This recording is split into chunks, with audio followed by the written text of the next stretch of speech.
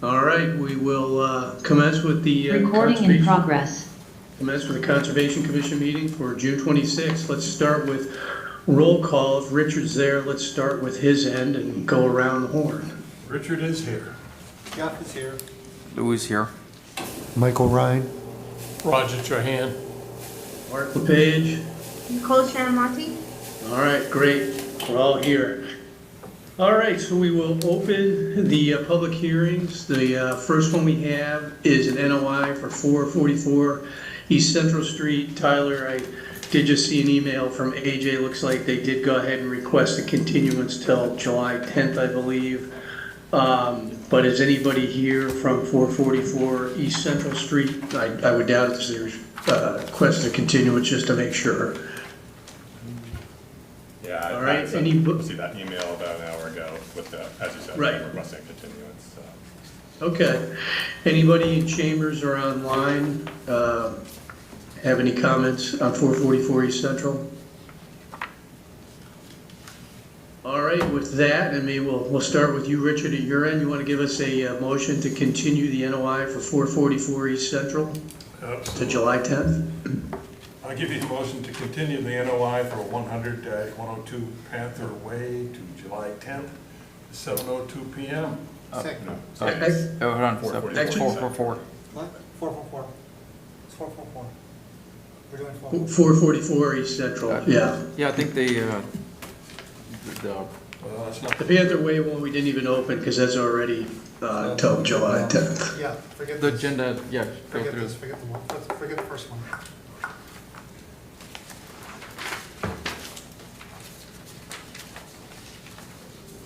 so, this is the one you want the motion on? Correct.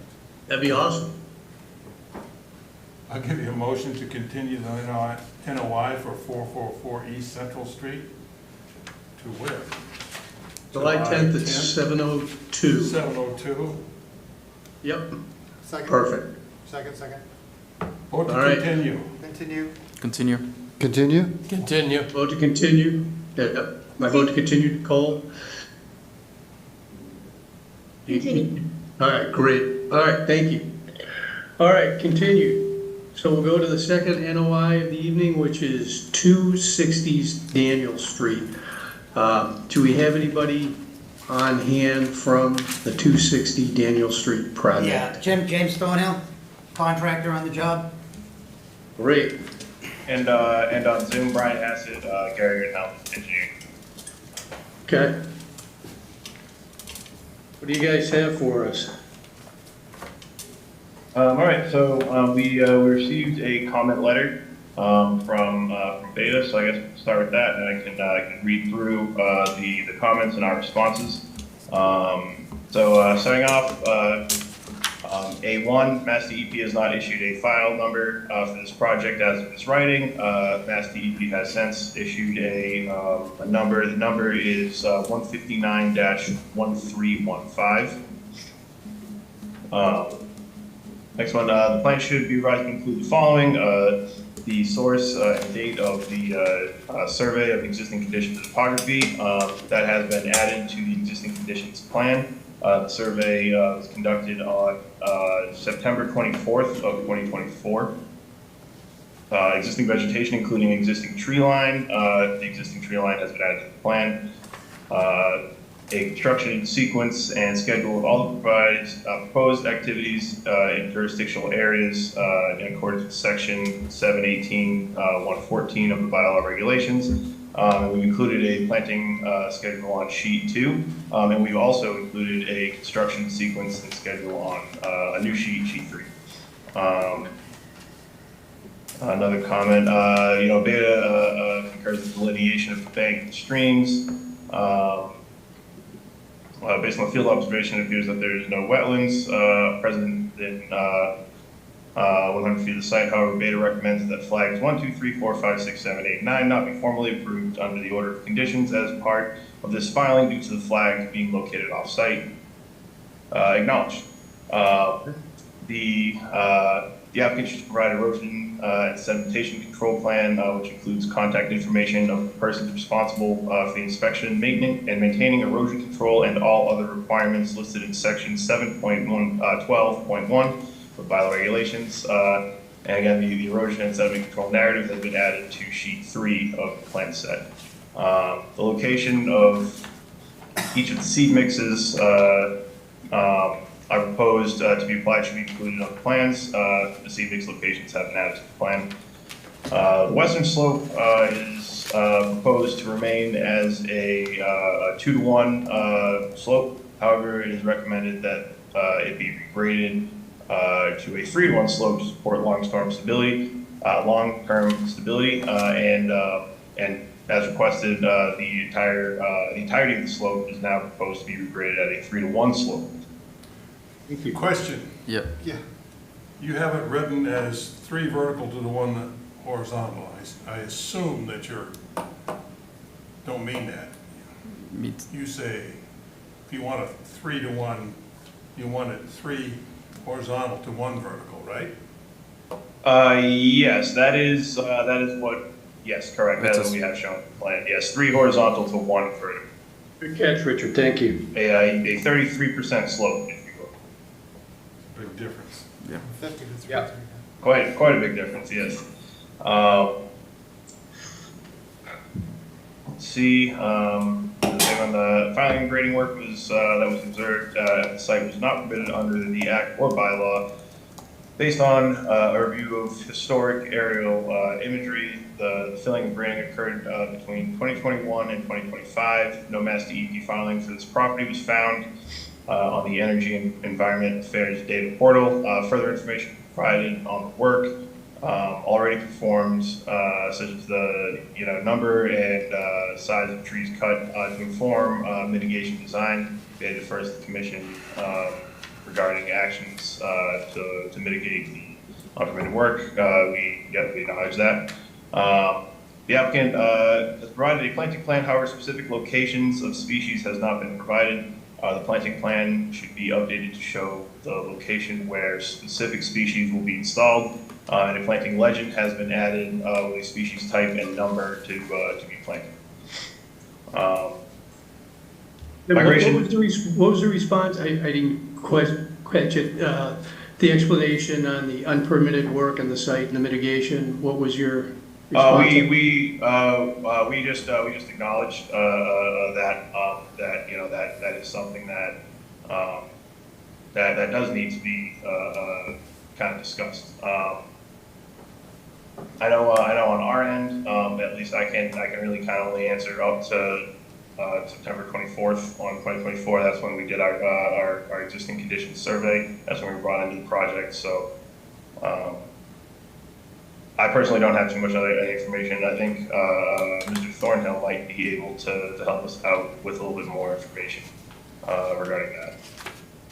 Yeah, while we're on this, I'd like to dig into it before we move too far along. Yeah, if we could get some more context on that, that'd be great.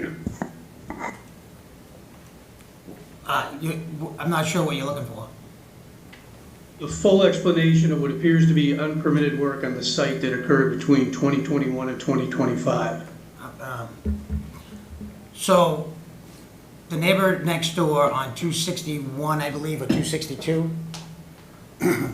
was complaining about having a drain pipe that somebody else had put in under the driveway draining into his property. So we decided to dig a trench from the edge of the driveway to capture any water coming off of the driveway in that drain pipe and capture it and drive it into their yard, into the backyard. So we dug a 3-foot trench by 3 foot wide, 3 foot deep, from the edge of the driveway into the backyard. We filled it with stone. While we were doing that, we had a conversation with the owner about leveling the backyard. We could get filled for free, so I went down, I looked around on the maps in the town. I didn't see any wetlands on any map that I looked at. So I proceeded to have material brought in. The neighbor on Lincoln Street came over and told me that there was wetlands in there. So I proceeded to come back down to town and dig around. Nobody was around to answer any questions. I talked to Amanda at the engineering firm, and she had no idea what there was wetlands there either. She couldn't answer any questions. So we proceeded to continue. If I had known there was wetlands in that area, we would have filed for, an NOI. And when we did get notified that there was wetlands over there, we immediately stopped the day that we got the letter.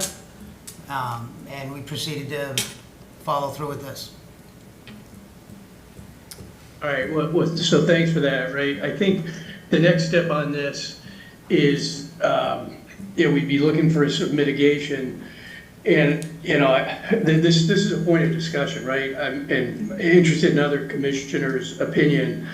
I think so thank you for the explanation. I think we'd like to see, is that laid out on a plan with the wetlands and the appropriate and affiliated buffer zones laid out, so we can all, as a group, you included, judge what the impact on the wetlands are and were, and discuss mitigation would be a starting point suggestion. And any of the other commissioners have a point of view or Can a I- feeling on that? Can I Yes. step in for a second? I don't believe we touched any wetland. I believe we're in the buffer zone, but we didn't impact, or, let me rephrase that. We The didn't. theory here is we want to see where the wetland is on this drawing, so Oh, we can I we thought can it was- adjudicate Oh, that I'm sorry, I ourselves. thought it was delineated on there. Yeah, the- my apologies. I can show you guys. I thought it was delineated. Well, I may not, my eyes aren't as good as they used to be, but I don't see it. Yeah, so, but you don't have so you get the wetlands, right, on the plans, which is good. The suggestion is adding call it historical or unpyramided work onto those plans so we can see. And again, I would imagine you're not in the wetlands. That'd be bad news if you are, but, you're probably gonna be in the buffer zones, and that's what we need to see. So if you've got the buffer zones on there, Brian, and let's look at that, and then we can add the unpermitted work so we can see the impact.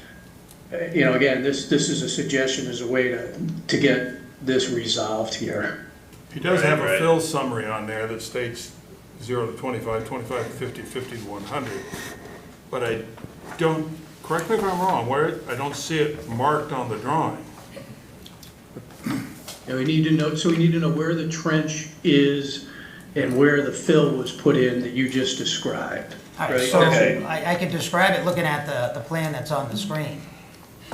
Well, Yeah. I get No, that, but I'd rather see it on the drawing. It is on the drawing. yeah, that's what I'm saying, It Richard. is on the What we'd drawing. like to do is see it on the plan, black and white, so we could all figure this out. Can we go back to I, do we have the original copy from last meeting? That was color coded. well, yeah, I do. That is for the proposed plan. This here, this is the existing conditions as of September 24th, 2024. This does show the approximate area of existing fill. Oh, okay. From what you can see, my little tiny mouse in here, but if you can follow it up here, this kind of shows about the approximate area of it is. It obviously goes to the code slope and kind of follows the tree line. Perfect. But up here, you can see it a bit more clearly. Yep, so that dotted line, okay, that's where, and where is the trench on there too, Brian? I don't believe so. The trench is subterranean. It's at the original grade, It's, at the bottom of the hill, on the western side. and this is on the. Correct, and the that side where his previous- cursor is right now. Right along here? Okay. Yep, goes from the middle of the driveway down to the back corner. So, Okay, so you're So showing I it had a at, question. so you're showing it I had a at the question. base of the hill there. Correct. So the mount, so that looks like, to me, that looks like a contour line. And I think Oh. what really we're looking for is, the actual, where you installed it, the actual, the layout of how that looked like. I'd have to refer back to the engineers for Well, that. I think we're looking at what Right, that, so you guys would like to see the trench location shown Yes. on the plan, okay. it doesn't look like it's in either the previous, the. No, the yeah, exist- I'm, The pre-existing and now the existing, which is the as-built, so, that's something to add. It's kind of missing in there where, in relation to that drainage is on this plan, so you're describing it to us, but it needs to be located Understood. here. As far as like that work done, and I guess you did it before, you started filling this area? Correct. Okay, so that's going back to the question about, like, as far as describing the, you know, what was done between 2021 and 2025, kind of like, that work also has to be captured in here. Okay. So, and anything else that had been worked on for this site? Nicole, did you have a question? I did, Brian, you said that this map is from, September of 2024? Yes, the on-ground survey, well, the on-ground survey was performed on September 24th, 2024, Great. yes. We're supposed to have an updated version of, because the land has, the topography has changed, so we're supposed to have a new map of the, what the current topography is of the area, correct? There's been no work on I- site. I don't think he has done any work since that. Because, and DEP is requiring you to provide updated topography maps of the area. Am I misunderstanding something, or? There's been no work on the site since we got the work stop order. When was the stop order? June, July? Last year. But the map was done in September of 2024. Correct. A year ago, Yeah, he means June or July of September. of last year. I apologize, of last year. Okay, We haven't touched Thank the you. site, we haven't been working on the site. The only thing changed is that, if any, would make sure that the water stayed off of the neighbor's yard and not going down the Okay. slope. so this topography map, you're saying is from, what is the date from this map? September 24th, 2024. Okay, And there hasn't been any work done on site since at that point, so this topography should still be accurate. okay, all right. I was just confused by that. Okay, thank you. Do you have I'm looking at this on a smaller screen, Brian, but do you have the buffer zones on there? Yes, we have the 100-foot buffer shown about here. Okay, all right, perfect. Yeah. This is the no-build buffer, it kind of goes through the slope, and the no disturb is further down. So ND is 25, NB is 50, and the. Yes, yep, that's is right. 100. Yep, okay, I wondered, all right, that's good. So we've got some work in the 25 to 50 and the 100, Right, so it should right? be So, showing. Correct, yes, yeah, no work within the 25-foot no disturb, but yes, within the no-builds. Most of Okay. that area on that side of the yard was already yard. It was maintained prior to putting the material in. She would mow it up to that point. The area that the trees were cut were on the eastern side of it, up by the 100-foot mark. I can't testify to whether it was in the 100-foot or on the other side of it. we had tree removal as well. So we got Correct, that's what I'm trench, we talking got- about, the tree that was removed, a couple trees Oh, were cut. one tree? Okay. There's probably okay, 2, maybe 3 trees, I know one was dead. Okay, One of them was a good-sized, healthy tree. You can't bury the stump, so it's still out there if you need it located. I think I saw it when I went there. But I believe that's really close to the 100-foot mark, whether it's in the 90s or in the 110, I'm not sure.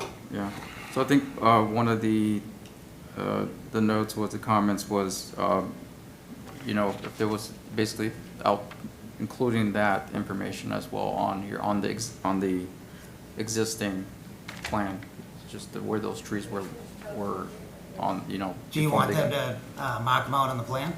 I Or do you think want me that's to take part of measurements the, from the house? no, on the plan. Okay. What those were. And that's kind of going to, you know, and this is an interesting one because it's, you know, it's labeled, the Strong's labeled existing conditions, but really it's, you know, we're coming in after Correct. the fact and everything. It's And a then the notice of proposed intent is after the really fact. close to what it is right now, so I think that's, you know, that's also kind of where I'm trying to differentiate too, and I think between the information what needs to be laid out on the plans, and then what also needs to be, we need to work on for the proposed as well, which is already something that's already been Correct. on there now, so on site. So, and so so what we're looking at, right, is we've got fill in the 25 to 50, which is arguably acceptable under the town bylaws. And we've got sounded like, I believe you said, a rock-filled trench, with stormwater management system components, which this potentially could be considered would also be allowable. I mean, the good news is, looks like we've got nothing in the no-touch, right? And we've got a little bit in the 50 to, or 25 to 50, right, which I just described. And a decent amount in the 50 to 100, again, which would be fill. So it is, okay. Jeff, from a historical perspective, any comment on that? Well, I mean, we typically do ask for mitigation unless it's pre-disturbed. Right. That's been a classic thing. I don't know how or where that would happen here. But, there's a second subject which is kind of interwoven with this, and that's the fill itself, right? Fill itself? Well, I'm looking at the comments on some of The material, the material. Yeah. the material Yeah, comment? yeah. So when Beta went out and looked at the fill, they saw that erosion had exposed a bunch of concrete bricks, ceramic pipes, and large stones. That's not allowed. It's not allowed in fill. And it's actually under the existing state law. So, I'm aware of the requirements on fill, and I didn't see any of the debris. I'll certainly take a look at it when we Okay. start construction out there again.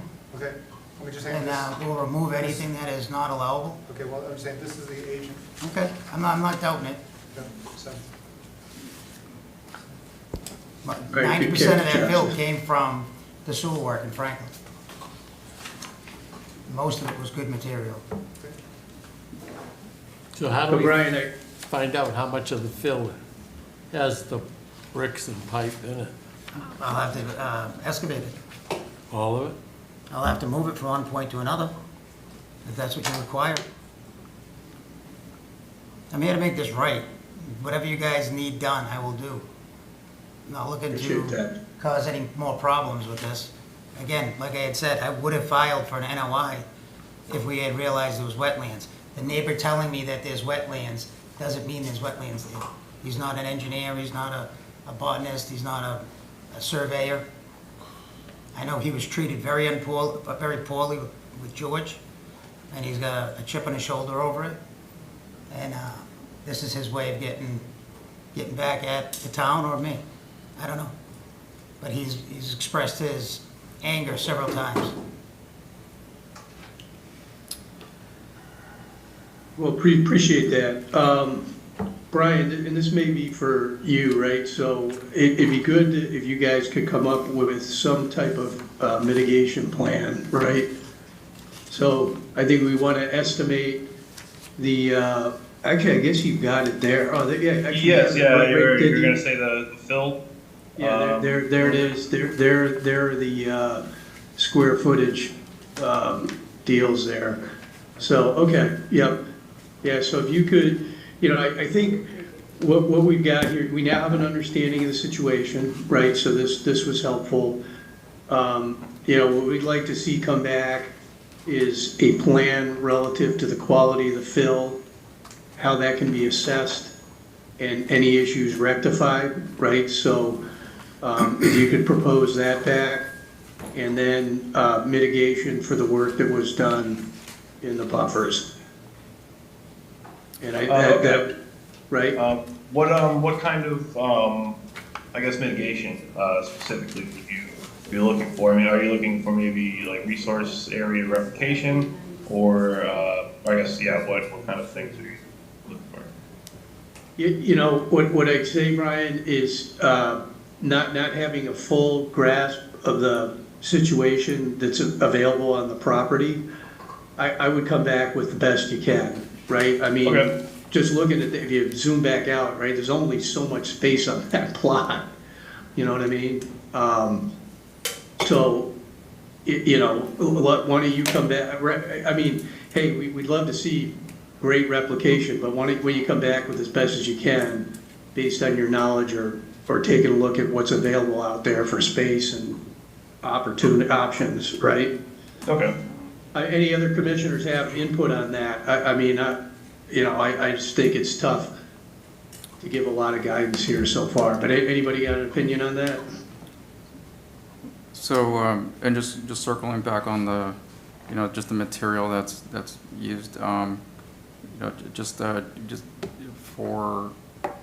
to reference what I'm referencing, and really, if you know, if it helps you out, Brian, you know, sections within, as far as like compaction, the fill material, things that are greater than 12 inches, you know, rocks, you know, deleterious materials, really, but, you know, things that, you know, you're looking to you know, provide some support to this if you're looking to build this, you know, location up.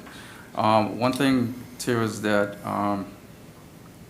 when I went out there, it looks like that the toe of the slope itself is very close to that property line, and I would think that there would also be some type of a distance away from the property line to where the toe actually starts. So I think just looking at, you know, some of the, and you know, you can reference it, you know, or back, looking into what that looks like, you know, I think 2 feet. If I'm looking at, you know, Massachusetts Building Code, I think it's like Section J. You know, there's some, you know, information in there that may be applicable to this site. So I would see if maybe we can take a look at that, and just to, when you're looking at revising the plan and how that looks like, you know, how far in addition to that you have to, you know, provide that cut, and then also what the grading looks like after that. And then we're also looking at not having disturbance of the natural flow. Basically, like, it looks like a lot of the runoff is going into the adjacent property, so really take a look at that. That's what the trench was. And that's the thing, it may be capturing it, but, Yeah, you know, when we're done, the intent was to have that away from the property line. and seeing if that's still good to go. I really want to know that. Yes. So, The intent is to have the water drain to the eastern section of the property where it's all wooded, yeah, and basically recharge the ground over there instead of going towards the neighbor's yard. Prior Right, to ultimately, this, everything went it to was- that back right-hand corner of the property on the western side. okay. Now it's gonna be going to the opposite side of the property. Well, that was the intent. I'm not sure exactly if you guys are agreeing with that at this point, but that was our intent right from the start. Okay. And just to take a look at, see if that's still okay, what you put in, you know, and if it's still looking like it's still working, you know. Obviously, Brian's gonna know. I can't determine whether it's working at this point, because I need to get a machine in there to dig up that section. I can't bring a machine in until you guys give me permission. Okay. So we're kind of like at a crossroad with that one. I can give you existing conditions when we start working, if you require it. But to bring a machine in there right now and start working, I'd have to have your permission to do so. Well, I guess really we're just kind of looking to see if this, you know, whatever you have for permanent installation will be suitable if it's not what it's currently in there. I know what you're saying, but I'm just looking at it that it's, you know, we have a good engineering, you know, stormwater, you know, design that's gonna, you know, not impact either the existing property, their property, or the adjacent ones. So that's really what I'm looking for. Yeah, piggybacking on what you're saying, Lou, I want to make sure that a year or two from now, when this is done, the neighbors aren't impacted. The way That would be my hope too. Yeah, well, But once we get it stabilized and loom on it, grass growing, vegetation, we shouldn't have any issues. And that was our hope. Yeah. You know, the Well, hopefully the gentleman, plan will show that. excuse me? I said, hopefully the plan will show that, so I that. believe the new one does. I believe that one that was green highlighted does show the new grades, the plantings. They may not be depicted perfectly, but that's generally what they want us to do. So I believe they've got 90% of what you guys requested done already.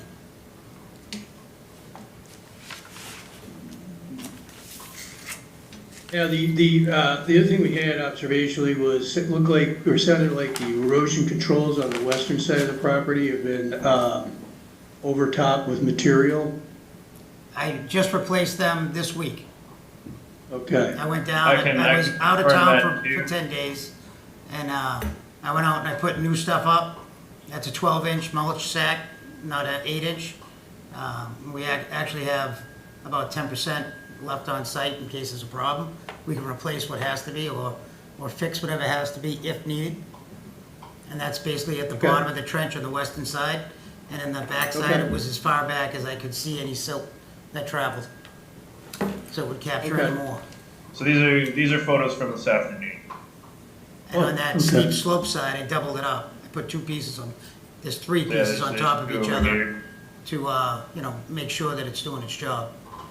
Right, so what you're looking at here, this is the western side of the property, the western slope, the steep portion that runs along that property line. And, here's the same thing, again, same different angle, coming around the corner. This is the southern side, continuing along, and then this is the western side over here.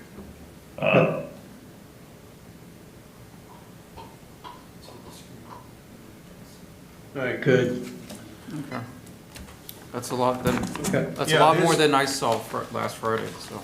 Yeah, I'm sorry? That's a lot more than what I saw when I took a site visit last Friday, so. I'm sure. Yeah. I was, like I said, I couldn't make the last meeting because I had a job out of town. Okay.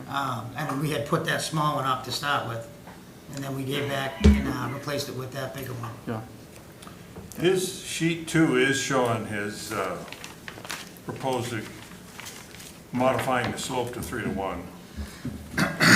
With, he hasn't moved the toe, but he has moved the slope Right, back. So it correct, yes, represents, if you look at that, that represents digitally what it would look like. Basically, everything we talked about. Oh, Richard, that does show it as 3 to 1? Yeah. Yes. Yeah, you take a quick look at the dimensions on there, it's 3 to 1. Awesome, Yeah, and okay. if you kind of look through it, you can see the existing contours behind it. That's the 2 to 1, a bit steeper, closer to each other. And you can see this is a bit longer. Am I Okay, interpreting that good. right? You want me to go deeper into the 25-foot zone? No, That's what it looks No, like. no, no. nope, nobody's On asking your that. sheet 2, of what you just did, you modified the slope, Correct, the but toe staying in place, and you moved the top back to reflect a 3 to 1 it slope. looks like there's more in that 25 to 50-foot zone than what's pre-existing now.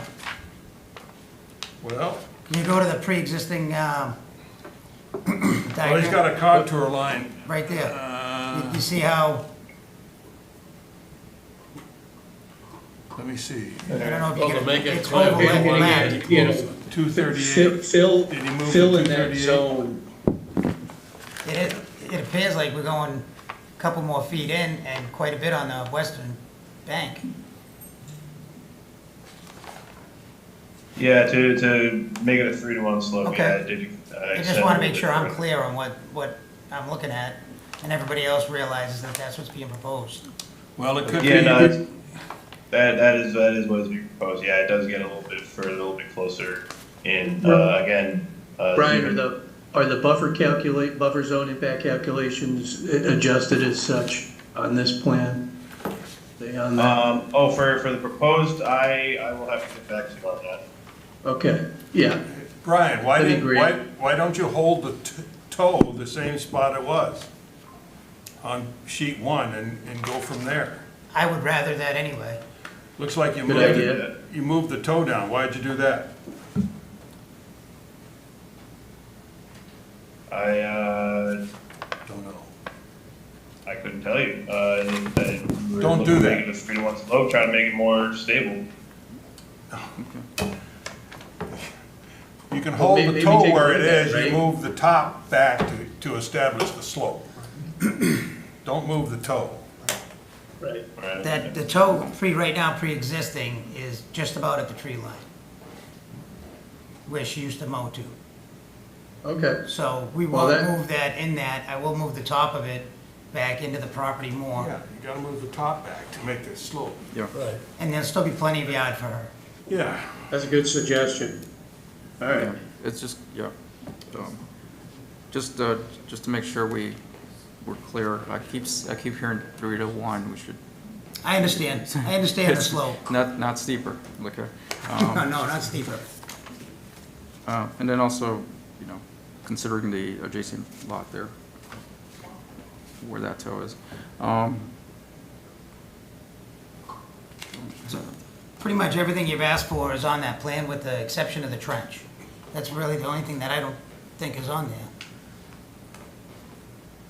Right, so you're gonna make an adjustment to the plan to show to Richard's point, the toe in the same place as the 2020 or 9/24/24 plan, move the top of the slope back, add the buffer zone impacts to the new proposed plan, and Yep. that'll be great. Definitely. And get the trench on one or both of these, right? So, perfect. And then and proposed mitigation. I think we got a good move forward. This was productive. I think we need to address the invasive species as well that are on property. Yeah, we got, so what I suggest, if you're okay with it, Nicole, is I waylaid Brian as he was going through the comments on this particular one. Maybe, Brian, if you want, because that is in the beta comments, Nicole, and we definitely want to get there. I think where we left off, Brian, so let's make sure everybody on the commission, we're good with explanation of previous and unpermitted work and the move forward, kind of close out that one particular topic. Any other comments, thoughts on that? And then let's go through, to your point, Nicole, the rest of Ada's comments, Brian. But anything else on that particular point, guys? Are we concerned about the material, the fill? Yeah, he's gonna come back to us with we 100% are concerned about that. They're gonna come back to us with a plan as to how they're gonna assess Okay, quality of the fill and the issues that we now know are in there based on what's been eroded away. yeah. And a plan to rectify that, correct, guys? From Brian, right? Yep. Okay. Brian, if you want me to So- meet you out there, I can, if these guys will allow it, we can do perk tests in it. We can dig a couple of test holes, Just dig some test holes and see what you got. and you can see what you have inside the soil. That'd be completely It's up a to you guys. suggestion, why don't you just take a small hole out there and dig a 3 or 4 test pits and see what the hell you I'll be got. happy to, I didn't want to put the machine on there without you guys. Well, actually, you can see it on the western half of the slope where the neighbor's at, like, you Yeah. can see stuff. That's just the exposed stuff. That's- been Exposed. That's runoff. just a snapshot of what's there. You wanna There dig could be down. more under there, I Yeah. don't believe there's a lot in there. It could have been one truckload. Let them do the part because we Yep. need that information, yeah. We need Yeah. You guys are in agreement with that? We are. Okay. Yeah. Isn't gonna hurt anything. Right, so that's good. So we're giving the okay to get a piece of equipment out there to dig some test pits and come back and see what, if you guys can grab some photos of that too, since you're doing that. Absolutely. Yep. And maybe give us a heads up when it's gonna occur. I don't know if we'll be able to get somebody out there, but might not be a bad idea once they're complete. But if you can give us a heads up as well, that'd be great. Okay. Definitely. All right, good plan. All right, good catch, Michael. That's helpful. All right, so, Brian, I think we left off on, the planning plan should be updated to show the location of these specific species to be installed. You may have addressed that, but I think that's where we left off, right, in the beta comments? Yes, yeah, you're correct. But yeah, a planting legend has been added with the species type and the number planted. And I'm reading off of my computer now from this, so I can share the plan again afterwards, so we can visually show all these things, go through them if we get it on. Next one is migration of sediment has already, from the already performed work, was observed within the buffer zone. Although no sediment has been discharged to the intermittent stream, it is recommended that sediment be removed during site stabilization efforts to prevent further migration towards the stream. In our response, the contractor will work with the commission to best remove the sediment within the buffer zone. Erosion control shall be placed prior to any additional work being proposed. And that was one thing that I did see out there today too. I could clearly see, a little bit beyond where the new mulch socks were, where someone had taken a shovel and kind of put it back on the filled side of the mulch sock. So coming up to the invasive species, Japanese knotweed was observed to be sprouting within the buffer zone. Within the area disturbed by the unpermitted work, it is strongly recommended that these species be removed and that the site be monitored for its continued growth, as the imported soil may have caused the issue. Beta defers to the commission on the requirement for a long-term invasive species control plan. Our response is that any and all invasive species within the existing and proposed fill work areas shall be removed prior to additional gradings on the site. And then the final comment, Beta defers to the commission on the approval of the project narrative due to several bylaw requirements being absent from the current project narrative, including who is performing the work and when the proposed activity will be done. This information could be submitted prior to construction as part of a special condition.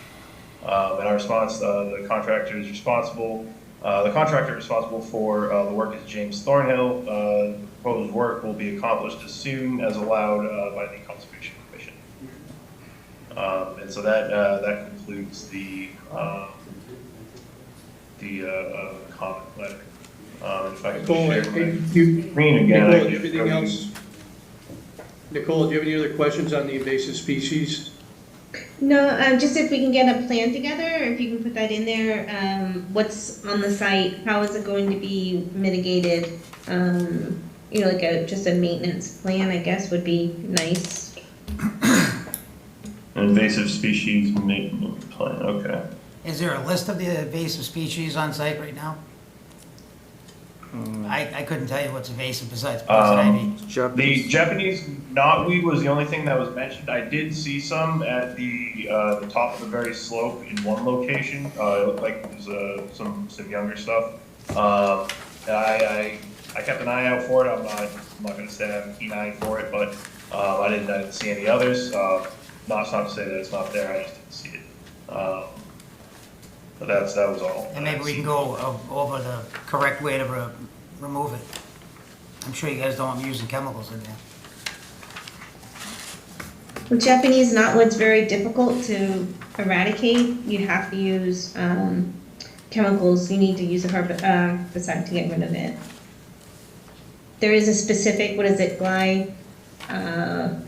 can't remember what it is, but there is a specific one that will prohibit the plant from growing any further.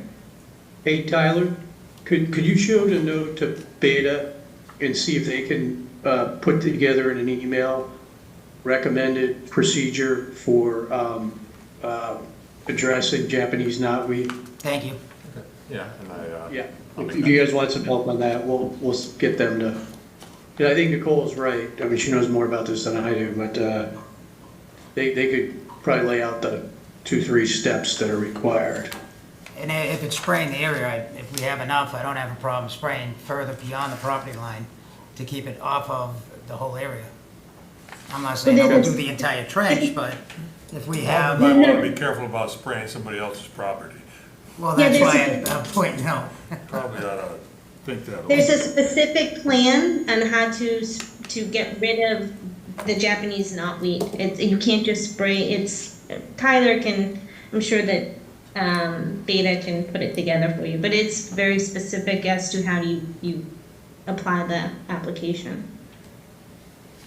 Well, we'll totally get you the steps outlined. Thank you. Okay, good. All right.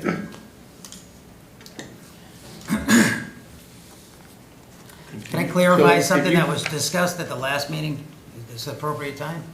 Yes. The neighbor that was on Lincoln Street made a couple comments that were untrue, and I'd like to just clarify. He said that I said to him that Gus Brown, the building commissioner, gave me permission to do the work. I never said it, never brought it up to Gus's attention. It was a conversation that me and the neighbor had in the yard, and I actually was videotaping myself cut the tree down that we're talking about, and he interrupted it. I still have the video and the sound for that entire conversation.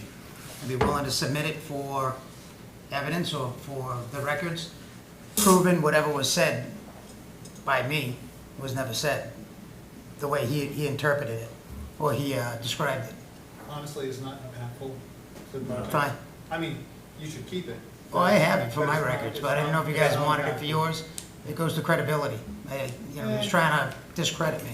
Well, I mean, it's. I think the salient point is you're here, you're working with us, you're looking to address issues. That's our concern, right? We just wanna help get this cleaned up. Seems like you're moving that direction. Let's keep working together on that. But to Jeff's point, if you wanna hold on to I that, mean, but, just, keep in mind, I mean, we are, imbued with tons of people. Oh, I'm sure. Tons of projects. I'm that sure. have very, very specific opinions and biases, right? I mean, they do. And especially when it becomes heated, right? People remember things a little differently, and you see that. So I just, we're not,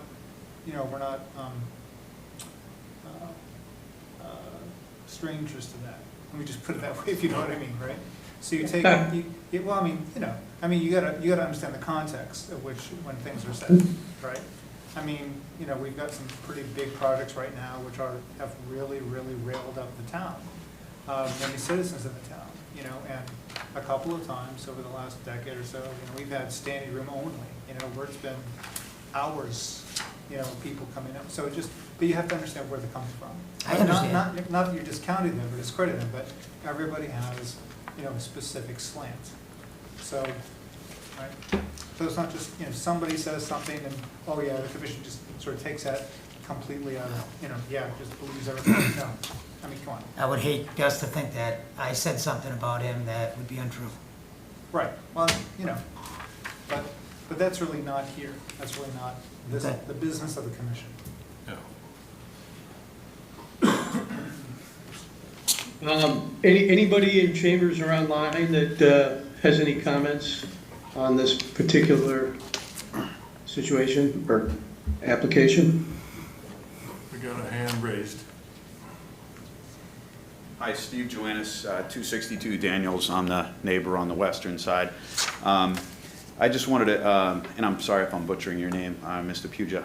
I thank you for addressing my concerns. That's all I really have wanted is that there's no water spillage onto my property, and I just wanted to take the opportunity now to just reiterate that. Other than that, I have no Which side concerns. are you on, the left or the right? Am I looking at this? He's on the left. He's West. Yeah, I'm on the west western side? side. The west side. left. The He's on one the where steep where hillside. the silt had spilled onto it. Ah, right here. Yeah, right there, yeah. Yeah, Yeah. I'd be worried too. So that's all. It's, I don't know most of what I'm listening to. I don't know how to correct it, but obviously it was spilling onto my property, and I guess I have to rely on you folks that know how to keep it off. So thank you. Are you satisfied with the cleanup job? There's nothing on my property now. Can I see his yard? Where the material went onto his property, so it stabilized his area? I think you need to talk to that gentleman I there. told him Yeah, it's I would up do to it, him. we got permission from you guys. If Well, you guys are all right with me ceding to his property, I'd be more than happy to. Honestly, I just, going back to April of '24, I've asked to just just don't involve my property. I haven't pulled any permits, and I did ask, you know, that, for that pipe to not direct water onto my property, and, you know, to Mr. Thornhill's credit, he did, you know, put the trench in, you know, so, to try to direct the water away from my property, so you know, I do appreciate that. Ultimately, it appeared that it didn't work, you know, some of the water topped that and spilled into my yard. You know, however it ends up, though, I don't need anything fixed, you know, I just don't want water or silt or anything directed into my yard is all. All right, so on the final analysis, you don't want any stuff rolling off the hill onto you. Yeah, right. Yeah, that's all. Right. We got it. Got it. That's the goal. That would be my hope too. Okay.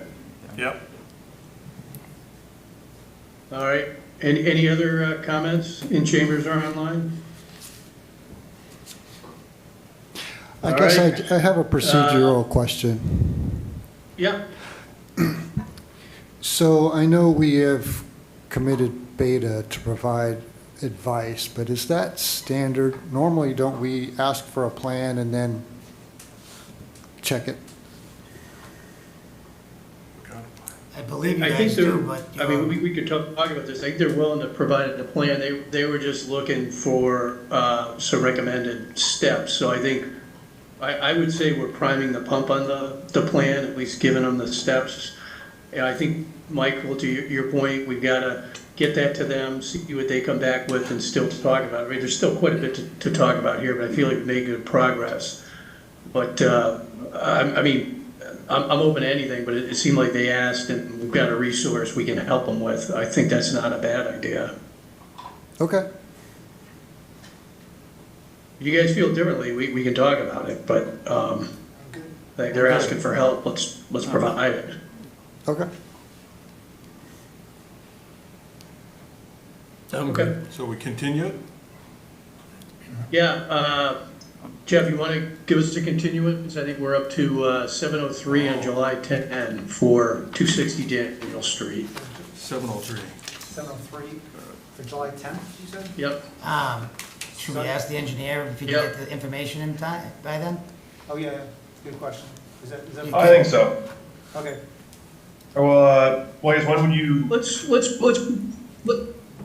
This Thursday. Let's You- put you- it on there, Brian. Let's give it a shot. okay. You know, I think there's so much to talk about, even if you can get some of it.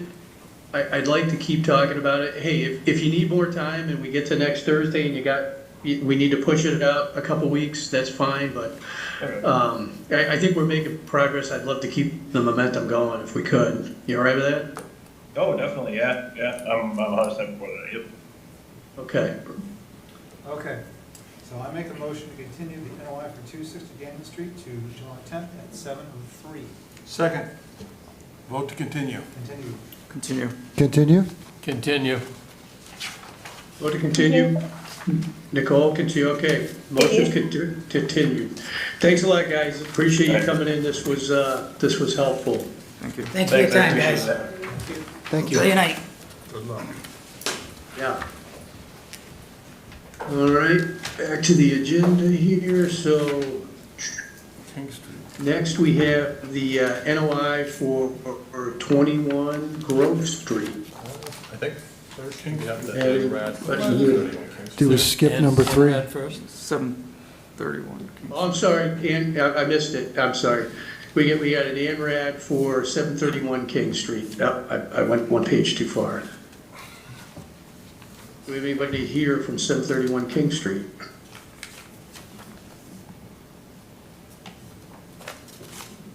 Doesn't sound like it. Tyler, did we hear from them at all? I let them know, or they should know that Beta is working on the peer review. I believe they've received the DEP number, but I have not heard from them about whether or not they plan So to. they're probably waiting for data.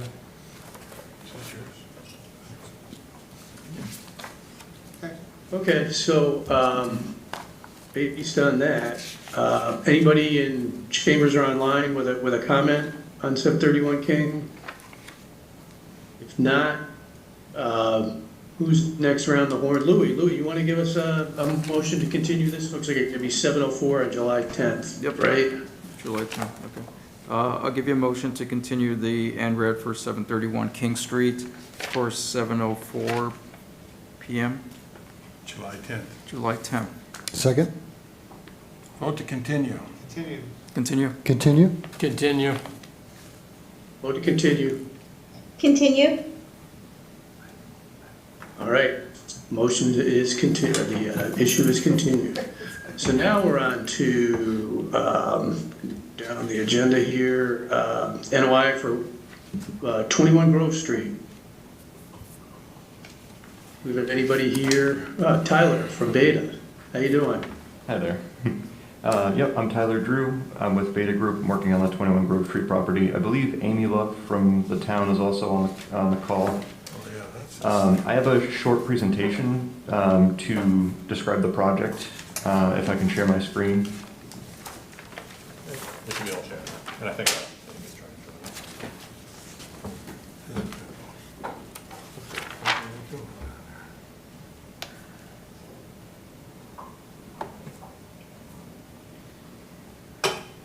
that. Okay. So this is the 21 Grove Street demolition project. So this is a property that was abandoned in the 80s. It's a town-owned property. And the town has recently secured funding from the EPA to complete remediation on the site. The building was found to have asbestos materials in window casings and things like that. And the goal is to demolish the existing building and rehabilitate the site in order to facilitate future redevelopment. This is just a quick site locus. It's located along Mine Brook and along Grove Street, obviously. It's located right on the edge of the river here, on the brook. So description of the work. So the project is proposing to install erosion controls and turbidity curtains along the brook, demolish the existing building. There's a section of an old driveway that will be removed also along the brook. Live loading and removal of all asbestos-containing materials directly removed from the site. However, all the inert debris will be temporarily stockpiled and used to backfill the demolition area. In addition, once the building is demolished, the adjacent building at 15 Grove Street, some reinforcement will be installed along that wall there. And as I said, the area will be backfilled and then restored with a loam and seed mix. So I also have this is just an image of the site plan that I prepared as part of the filing.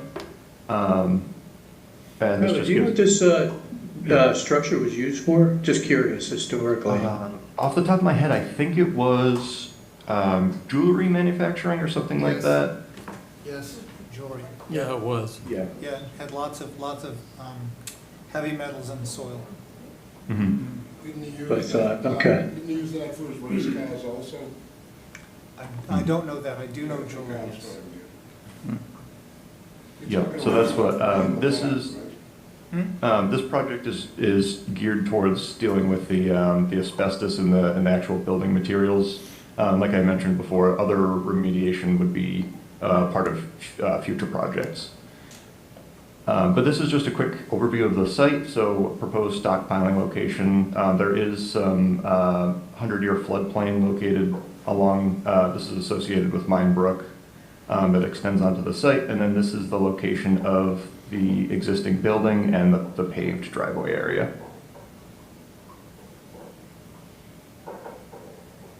So this is the proposed impacts. The building is located only a couple of feet away from the brook itself. So in order to provide an extra layer of protection during the demolition process, what we've proposed is a turbidity curtain running parallel to the bank here. That would just be intended to capture any debris that would fall over the erosion controls located up gradient here along the building. And that would just require 58 feet of temporary bank impact, 65 square feet of land underwater impact. And then overall, site-wide, it would be approximately 2,000 square feet of riverfront area impact. This would all be temporary and associated with the demolition, and then this would include 5,000 or so square feet of restoration of riverfront area, just associated with removing this impervious surface in the building itself. As far as mitigation, like I mentioned, the erosion controls along the limits of work and the uses of turbidity curtain along Mine Brook, and then live loading of all the hazardous materials in order to prevent any like runoff or any accidental exposure into the wetlands. And then as far as restoration, the demolition area will be restored to existing grade, and then a loam and seed mix will be applied to permanently stabilize it. The project is designed to meet the performance standards for bank, land underwater, and riverfront area, and it is intended to meet the 50-foot no-build zone and the 100-foot buffer zone requirements, but we are requesting a variance for the 25-foot buffer zone, just due to the fact that the building is right up against the brook, and that would be unavoidable. It's a temporary variance, right? Yeah. Yep. So that's it for my presentation. If you have any questions. Yeah, This is finally being cleaned up. I think it's a good idea. I'm sorry, I had a quick question about the, to go back to the turbidity curtain with the soil. I'm sorry, you said you're not going to be disturbing that much of the soil? You're going to do that at a later date, later project? Soil, like site-wide, you mean? Yes. Yeah, so this is just intended to remove the building. So I know, so our LSP couldn't be here today for this hearing, but he will be available for the next hearing to answer specific questions on things like remediation. But I know this is just to basically prepare the site for future development. There is a tunnel beneath the property somewhere that is just going to be backfilled and left. It's not a risk of being exposed to groundwater or anything like that. So it was deemed not an immediate risk. But that to say, future projects will focus on further remediation. So, but the soil around the building, they're going to take that away as well? No. So there would only be a very limited ground disturbance, just the foundation of the building, and then this paved area. The rest would remain, and then this area would be backfilled. But won't the soil be disturbed when you're breaking the building apart? And the sidewalks? Well, I mean, this will be removed. I'm not sure exactly what your question is. Well, I didn't know if the equipment's going to be disturbing the soil, because if the soil is contaminated with the heavy metals from the jewelry making, then it's in the soil. So then if you're disturbing it, any kind of runoff, I know you have the turbidity curtain, but the turbidity curtain's only the pink line, right? No, so the turbidity curtain, yes, is this kind of, it's like this blue line here, and then the erosion controls are the yellow line. This is all like downgrading of the area itself also. Is it possible to extend the curtain, or? It would be. I think in this case it was just trying to minimize the additional impacts to the brook. Right. This area is, there's a stone wall that runs along here. This is just directly right adjacent to the brook. So there's extra room for like runoff and water to collect. So that's why there's less of a need for it in that area. Oh, okay. Thank you. Mm-hmm. Oh, do you anticipate plans to deal with the tunnel? It sounded like there were in the initial submission, but that's downstream. Is that just curious, Tyler? So I don't have a lot of specific information on the tunnel itself. Like I said, our LSP has more specifics on that and for, future remediation. I think a lot of it is tied to funding. I know, yeah, so currently, like, this is what they have the funding to do right now, so that's what the focus of this project is. Did I read you're going to do some stormwater control? Am I recalling that correctly? I don't believe so. There's no stormwater infrastructure on the site currently, and in this case, it would just be removing impervious surface to improve infiltration. Okay, maybe I'm remembering it correctly then. Okay. Okay. So basically, this is a multi-step project, if you will, and your step you're describing today is just the building, not the ground. Correct. Yep. Thank you. I'm having a little trouble understanding the picture. It looks like, so there's a building that's not going to be demolished outside of the red line. And then there's a building in the red line, but it looks like the demolition area in the red line is a lot bigger than just the building. What else is there? Which Pavement? side? Are you talking about this side? Yes, yeah, all over there. Some pavement. That's pavement? So this was the building foundation. This is part of the building here. It's just partially collapsed. Oh. But then this is the 15 Grove Street property. And the edge of the building just crosses over onto their property slightly. But yeah, this is all the limits of the building. And then just this side is the pavement. Okay, thank you. So you have an area here designated as a potential stockpile location. So when you demo, I guess when you're doing this in phases, and you described asbestos in this, for this building, are you stockpiling it in that area, or is that for something else? No, so the asbestos containing materials, it would be limited to things like window casings. Again, I don't know the specifics, but I do know the asbestos would be live loaded right into a truck and shipped off the site. Okay. The stockpiling location is just for the inert materials.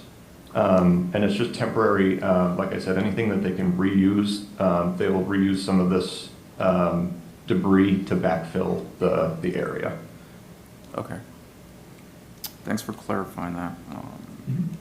Oh, so, I'm sorry, they're gonna use the material from the building to backfill? Correct. But isn't this the material that was in the factory with the heavy metals? So yeah, this is probably more of a question for the LSP. The specific, the contamination, like for instance, in this building, the contamination is limited to just the asbestos.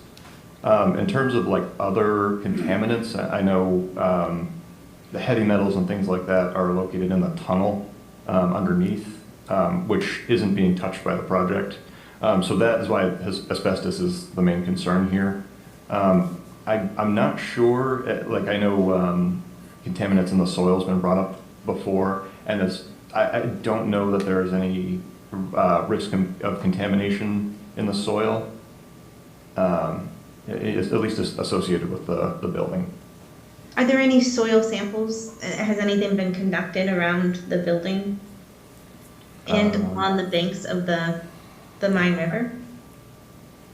So the site has been evaluated a few times. I don't have that information on me. It has, but I don't have a solid answer for you. That might be a question for the LSP. Thank you. Some Go history. ahead. Okay, some history. This goes back a long time. So we actually applied for Superfund sites to clean this place up because the soil was so dirty. And the tunnel, we were told, was actually being used as a way to flush, at the time, heavy metals into the stream.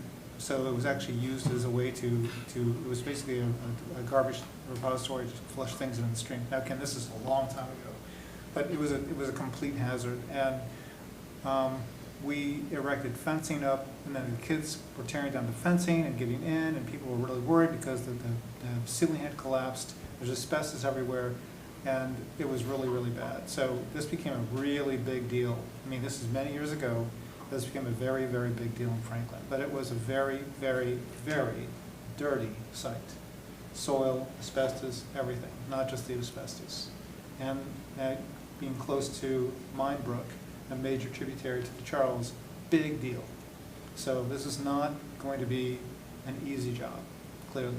And I think at the time, if I remember correctly, the project stalled due to lack of funds because it was going to be extraordinarily expensive to clean this site up, extraordinary. And the town essentially made the decision not to disturb the soil, leave it alone, because it was just too close to Mine Brook. Again, if memory serves.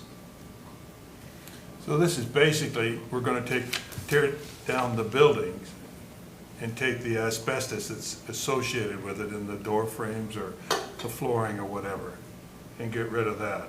And you say we're going to, when you said we were going to backfill with some of the material, building materials? You're gonna put building materials in that bloody tunnel? As far as I understand it, yes. It's just, you know, the wood and rubble that they can reuse to backfill it. But there must be You another. think that's a good material. idea? With asbestos? No. No, they're just doing the asbestos is being taken out, but it's just the building materials, but. Yeah. Yeah, I know that, but You Well, can't, I can't imagine why we would take a bunch of wood and dump into that tunnel, just, yeah, How do you separate the asbestos from the rest of the materials? well, you don't know what is the asbestos? Asbestos could be a sign like this. It's not a bunch of asbestos, friable asbestos sitting up there. It could be that the tile on the floor Right. has maybe 2% asbestos in it. Or the window, or the windowsill, or something like that. That's most likely what the asbestos is. It's not very hard to get rid of it, and it's usually not in a friable condition. You just have to take it up, put your little suits on, put them in a bag, and get rid of it. Okay. but as far as using wood to backfill, that's gonna rot and make a sinkhole. Right. So Well, we can't use. in the tunnel, he was saying he's gonna put wood. Who's gonna back the tunnel? What, Yeah. why would you do that? No, that's not gonna happen. Yeah, the answer is no. The answer is, The answer is no. we don't like that idea. That's a really stupid Yeah. idea. Yeah, okay. So don't do that. Maybe you can cover the top of the tunnel up. It was metal plates. Yeah, well, that's what I'm saying. Leave We're them there, touching the but tunnel. don't backfill it. No, but the idea isn't to backfill the tunnel, it's just the excavation area itself. But not with I think what we're saying, collapsible Tyler, wood. is, so you're gonna remove the foundation, you're gonna have a hole in the plot there from where the foundation was in, right? And your proposal is you're gonna, you know, theoretically remove the asbestos-laden materials from the structure, but then pile in the remaining non-asbestos building materials. I think what you're hearing is that we're not super comfortable with that process. That, you know, Richard, you're probably more familiar, I mean, it seems a little unorthodox to me to use, you know, demolish building materials for fill, right? If we're gonna So go to I- the trouble of tearing the thing down, take it off the site and get rid of it. Don't leave it there. So, as far as I'm concerned, and I don't know, I looked on the sauce, I don't think we're in favor of that. Nope. So the next proposal ought to be, get rid of it, Yeah, again, I'm just saying, legally. what I recall is that because everything on the site was considered hazardous, everything, it was going to be unbelievably expensive to cart off all of that hazardous waste and pay for all the reclamation that had to go on. So I'm just saying that's what I recall, and that's the reason why the project never moved forward. We couldn't raise enough money to do it. Everybody wanted this thing gone, but couldn't raise money. It was too Excuse me, expensive. can I make a comment? Yeah. Yeah, maybe Tyler, the move forward here is, right, so we've got a point that we're not comfortable with as a conservation commission. You know, come in with an explanation as to why what seems like would be an unorthodox move of using demolished building materials for fill is to move forward. Is that cost savings? I'm not saying that would allay our concerns, but it would help us to understand it, because that doesn't sound like standard operating procedure, right? The normal standard operating procedure would be to, haul the decrepit and demolished building materials off-site and bring in clean fill. So we'd like to understand it and potentially look at an alternative plan in that regard. But maybe come back to us and attempt a compelling reason as to why that's a good plan, which doesn't appear to be the case on face value. Yeah, unfortunately, that's not my area of expertise. I understand, yeah. That's how it was described to me, so that's something that I can clarify before the next. Right. Don't expect you to explain it here, but that's why we're having a dialogue, and you guys can come back and better explain that, because it's clearly a point of concern for all of us. Hey, Mark, we have audience questions here. Pat, my name is Oh, if you can please speak. It's for the transcriptionist. Hi, my name's Jim Finkelstein, and Address? 54 Mill Street, Franklin. Thank you. Okay. Paul Compton and I own 20 Grove Street across the street from 21. Okay, and we have a right-of-way going through the property. But anyways, the two-story building that was in the front, okay, the state came in after it was taken over by the town for not paying the taxes. And there's a point, so let me finish it up. And they sealed it off, and then they brought in a bunch of people with suits and barrels and cleaned up all the hazardous waste, quote unquote, inside the building. Okay. The next step they did was they demolished the building, and because it was all hazardous waste in the building was hazardous waste, they hauled it away. Okay.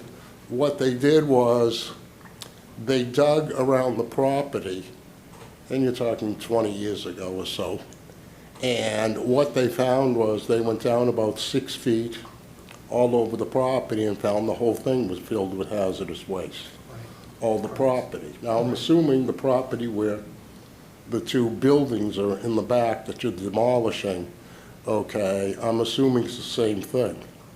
The state and the town ran out of money. Right. So all those big things they dug, they just threw the dirt back in.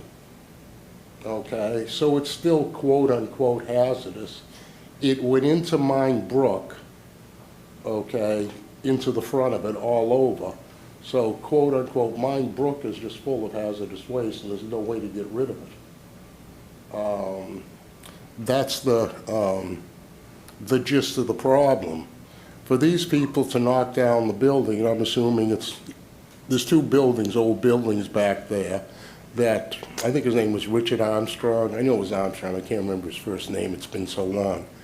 Okay, the whole building, like the whole brick building that was in the front, is probably all full of hazardous waste along with the ground. To put the hazardous waste back in the ground, or the material from the building, that doesn't make any sense.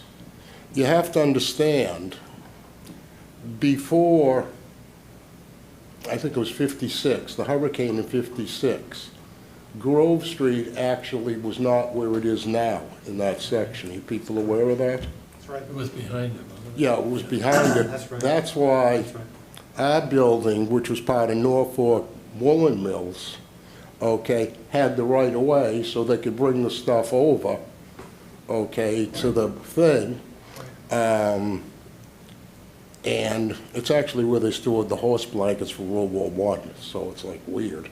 So they could load it on the train to get it to wherever, I don't know, France, for the horse blankets for the cavalry during World War I. That's why we have the right of way. So when you see the pavement, that was because that's where Grove Street was originally, right? I think it was 56 with the, so you remember it too, I guess, or heard the stories. No, I'm just, it's all coming back to me. I remember remember the history, because we actually had the original plans, the original building plans from, I mean, a long time ago, and yes, a lot of this. is Yeah, I've got coming all back. this stuff at home someplace, and it's Yeah. like, whoa. But it was a real mess. It was just such a mess. God. Yeah, I couldn't understand when you demolished the building, why you didn't do the buildings in the back. Yep, And then the roof caved in, yep. and now but to put the stuff back into the ground is like, What's the point? yeah, it's like, might as well leave the building up. Yeah, I mean, this way it's not polluting as much as in the ground going back into Mine Brook. right. So that's all I have to say, sorry. That's why we're asking for a little more clarification. Good point. Thank you. Any other comments or questions in chambers or online or from the commission? I think that before we move into this project, I think that we need to have some more information. I think that we need to have some soil samples done, like I said, and before the work is even started, because we need to know how badly the soil is contaminated still. 2 What are we years, dealing? excuse me, 2 years ago, I was in a meeting online, and you people were doing soil samples. You're supposed to give me the results, like I wouldn't know anyways, but I never got the results. I don't know if you people got the results from the soil samples from 2 years ago. So it was already supposedly, quote-unquote, soil samples were done. I don't remember that. I don't remember that. I remember some project over in that vicinity, but I don't remember the details. Yeah, well, I do because it's. Yeah, well, a little more Yeah, sure. personally attached. Yeah, of course. I can have a look with and see what previous projects and records have been. There's a lot of history on this site, Yeah. a lot. Yeah, I can see if there's soil samples from 2023. It sounds There should be like a 2022. folder this thick somewhere back. Yeah, there was buildings. Hi, Lorraine. Buildings I'm built, sorry. my building was built in the 1880s, so Right. there's a lot of history. Yeah, I think that's what I saw. If I recall correctly, it was this blueprint that was written in a really old, 18, Yeah, I've got a copy of it at my house. like copper plate, one of those, yeah, that's what I remember. Wow. Okay. All right, so Tyler, a few things to come back with. So first off, any other questions or comments from anybody? I just want to point out that this is an ANRAD filing, it is not an NOI, right? This is what we're talking about right now, is the No, this is an ANRAD. NOI. No, this isn't, the NRED was King Street, yeah, this is, ANRAD for King Street. Yeah, well, this is Grove Street. We're on Grove Oh, Street. I'm sorry, my mistake, I'm sorry. no worries. Sorry, I'm sorry. All right, so, at this point, looks like we're looking to continue. Tyler, we've got some additional information. We'd love to come back and have you discuss on July 10th, if that's possible. So if you feel that's a workable timeframe, we'll put you on the agenda for that. And if you need more time, let us know. So I think, working around the horn, I think, Michael, you're next. I think we're up to, are we up to 7:04 on 7:05. July 10th? 7:05, thank you, gentlemen. So Mike, you want to give us a continuous to 7:05 on July 10th? I'll give you a motion to continue the NOI for 21 Grove Street to July 10th at 7:05. Second, vote to continue. Continue. Continue. Continue? Continue. Continue? Continue. All right, great. Motion is continued. Thank you, Tyler. Look forward to seeing you next time. Thank you. Thanks, Tyler. Thank you. All right? Let me get back to the agenda here, and I think we're up to MBZA's, correct? That's the end of our public hearings. And we've got 495 Pleasant Street. Anybody here from 495 Pleasant? Yes, Kyle Kim, Woodstock Building Associates.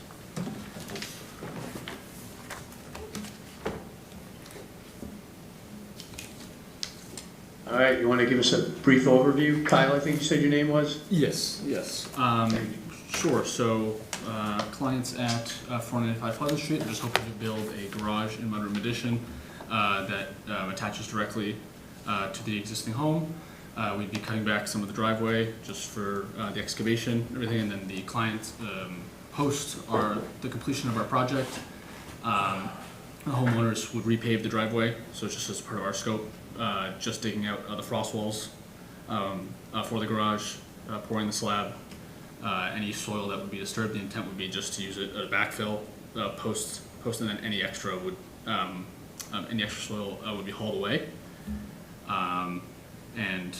As you can see, due to a stream on the southwestern side of the property, the project is partially in the 100-foot buffer there. So, which we were previously not aware that was a regulated wetland. Hence, Tyler helped me out here with notifying me that submission was required.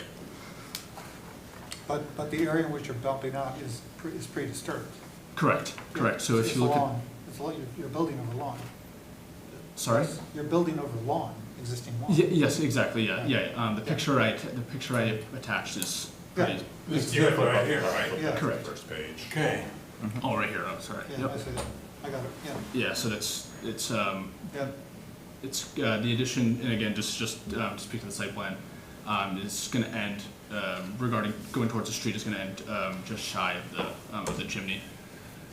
So to your point, the entire area is either lawn or already driveway. Right, and the stream is on the other side of the house. Correct.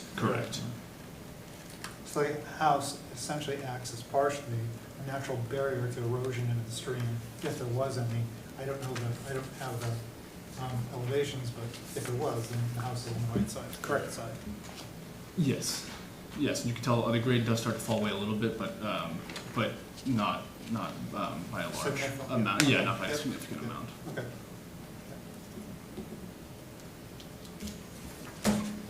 I mean, look like, I would say, relatively speaking, a small portion is in the 1,500-foot buffer. It didn't look like a great deal to just point to pre-disturbed. I don't think it's gonna hit the 30%, threshold for mitigation. So look fairly de minimis and okay, but, interested, any thoughts, opinions, questions on that? I can't see there's a problem.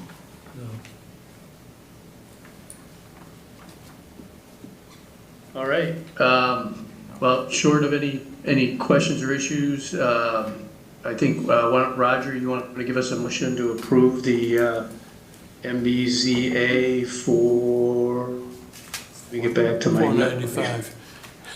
495 Pleasant plus, Street. yep. I'll make a motion to approve an MBZA for 495 Pleasant Street. I'll second that. I'll vote to approve. Approve. Approve. Approve? All right. Go build Hey, your thanks for garage. coming in. It's, have enjoyed the upgrade, right? You'll love it in the winter. Yes, absolutely. Thank you very much for your time, everyone. Appreciate it. Thank you. All right. Next, we've got an MBZA for 136 Eric Drive. Do we have anybody on hand from 136 Eric Yes. Drive? Here you go. My name's Mark Tribbett. I'm from Foxborough, but I'm here on behalf of my daughter and son-in-law who live at 136 Eric. Being a former building official, they come to me with all their questions about home ownership. So, You have answers? not always. Okay.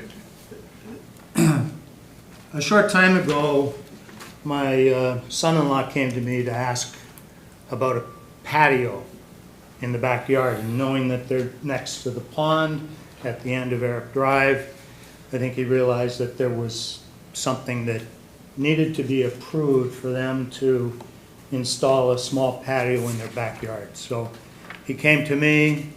I eventually came up here and spoke to Tyler downstairs and started the process rolling for them. So the issue really is that the backyard doesn't have much of a flat, stable portion.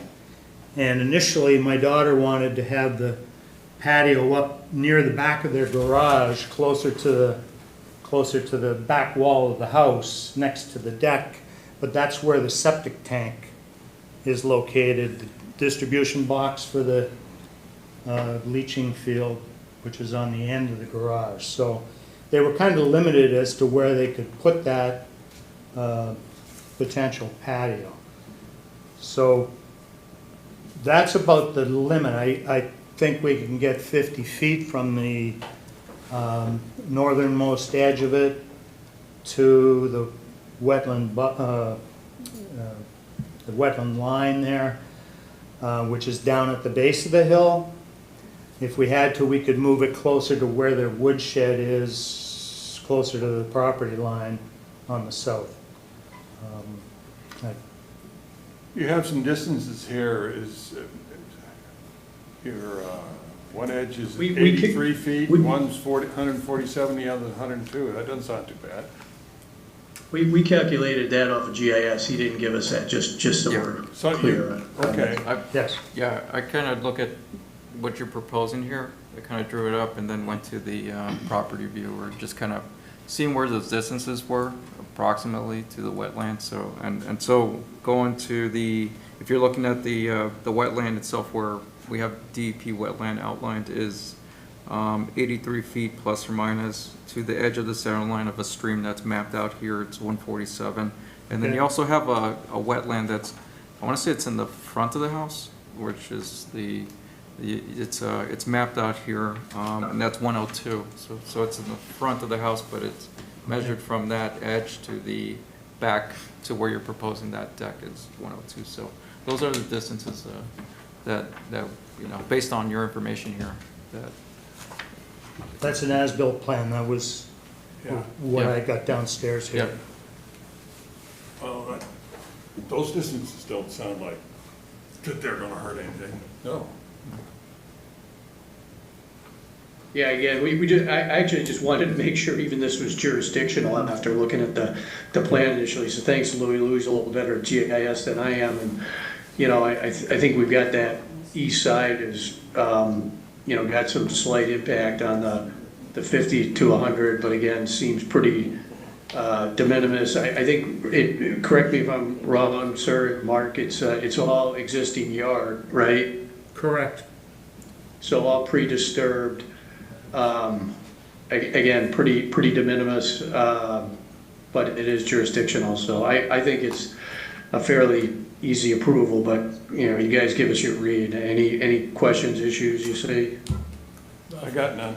Nothing. All right, Nicole, you want to give us a motion to approve the MBZA for 136 Eric Drive?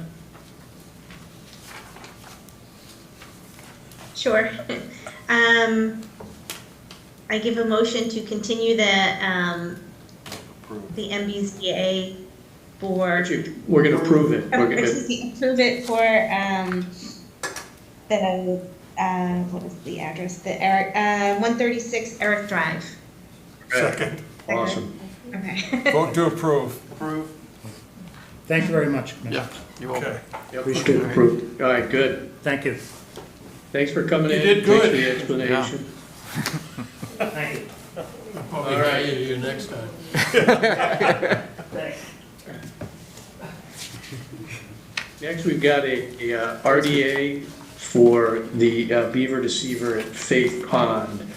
I don't think we're gonna have anybody in for this, right? But we got the comments from Derek on email. Tyler, is there anybody? Yes. We got the, Yeah, the Board of Trustees is here, but as you said, Derek had sent us his thoughts in an email earlier this morning.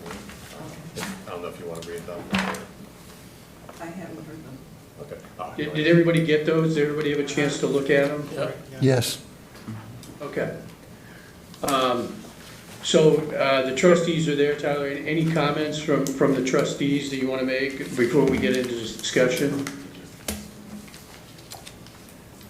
No, we're just looking for the authorization to have the Beaver Deceiver entity Okay. come and install something. Hopefully, it's a Right. permit that you all can issue here. So here's the situation for the commissioners, right? It just really more of a timing thing. So the Derek Adams from the Department of Public Works still needs to complete the forms for the RDA for us, right? But as we discussed last time, there's some urgency around getting the Beaver Deceiver in because we've got some flooding going on. I believe the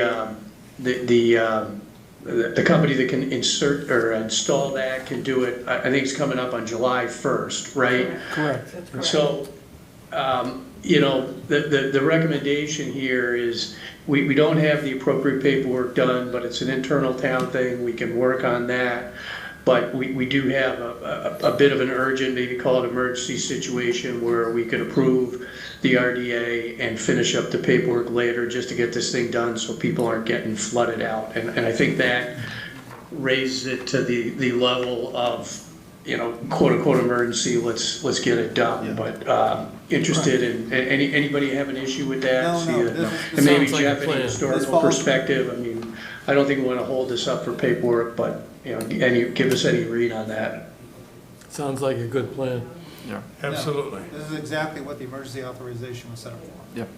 That's what I Because thought. it was- It's Okay. just administrative, it's like So- paperwork, so, yeah, we gotta get it done, so. Thank you. Richard, we're back to you. You want to give us a motion to approve the RDA for the Faith Pond Beaver Deceiver? I'll give you a motion to approve the RDA for the Faith Pond Beaver Deceiver. Second, Vote to approve. All right. approve. Approve? Approve? Approve. Get Thank it you. done. Approved. Thank Fine, you. thanks so Alright. much. Excellent. I'd just like to So make that's, one that's, comment. that's good to go. Hold And it. Tyler, you'll let the company that's going to install it know, right? Yes, it's Beaver Solutions. Yeah. That's right, Beaver Solutions, thank you. So we're good to go. Thanks for your patience with this, guys. I know it took an extra They meeting, want to make a comment, hold but it. we did They're get trying some to good comments they're from trying to DPW. They're trying to make a comment, hold it. I just want to make sure that I thank Tyler, Sure. because he was such a help through this whole process. I had so many questions, but he always gave me the contact that I needed to make. They followed through, and I really appreciate it. And sometimes people don't always know all the work that's done behind the scenes. The unrecognized hero. Thank you. Yep, absolutely. Thank you. Thank Thank you. you for your Tyler's time. gonna get a big hit. Thanks a lot, thanks for those comments. Thank you, Tyler. All right. I'd like to add, thanks to Derek. He is still working hard on this, and he's also been a big help with this whole matter. He Good. came, He- he came down he that has, day that I great. made the call. He was there that day. I appreciate that. Good. Thanks all. Awesome, getting stuff done. All right, Good. Thank you. awesome. Okay, that's what we like to hear, yay. Yeah. All right, so now we've got some certificates of compliance. First one is 78 Daniel Street. Is Anna with us from Beta? Hello. Hey, Anna, how you doing? I'm good. How are you guys doing tonight? Oh, great. Yeah, so Yep, yeah, so I conducted a site visit there yesterday, and I sent you guys my notes for that. I don't know if you have them. Yes. yeah, we've got them actually pasted into our report. It looks that this area was become completely vegetated with species including dogbane, pokeweed, bittersweet, narrowleaf plantain, Japanese knotweed. That's a bit of a mess, right?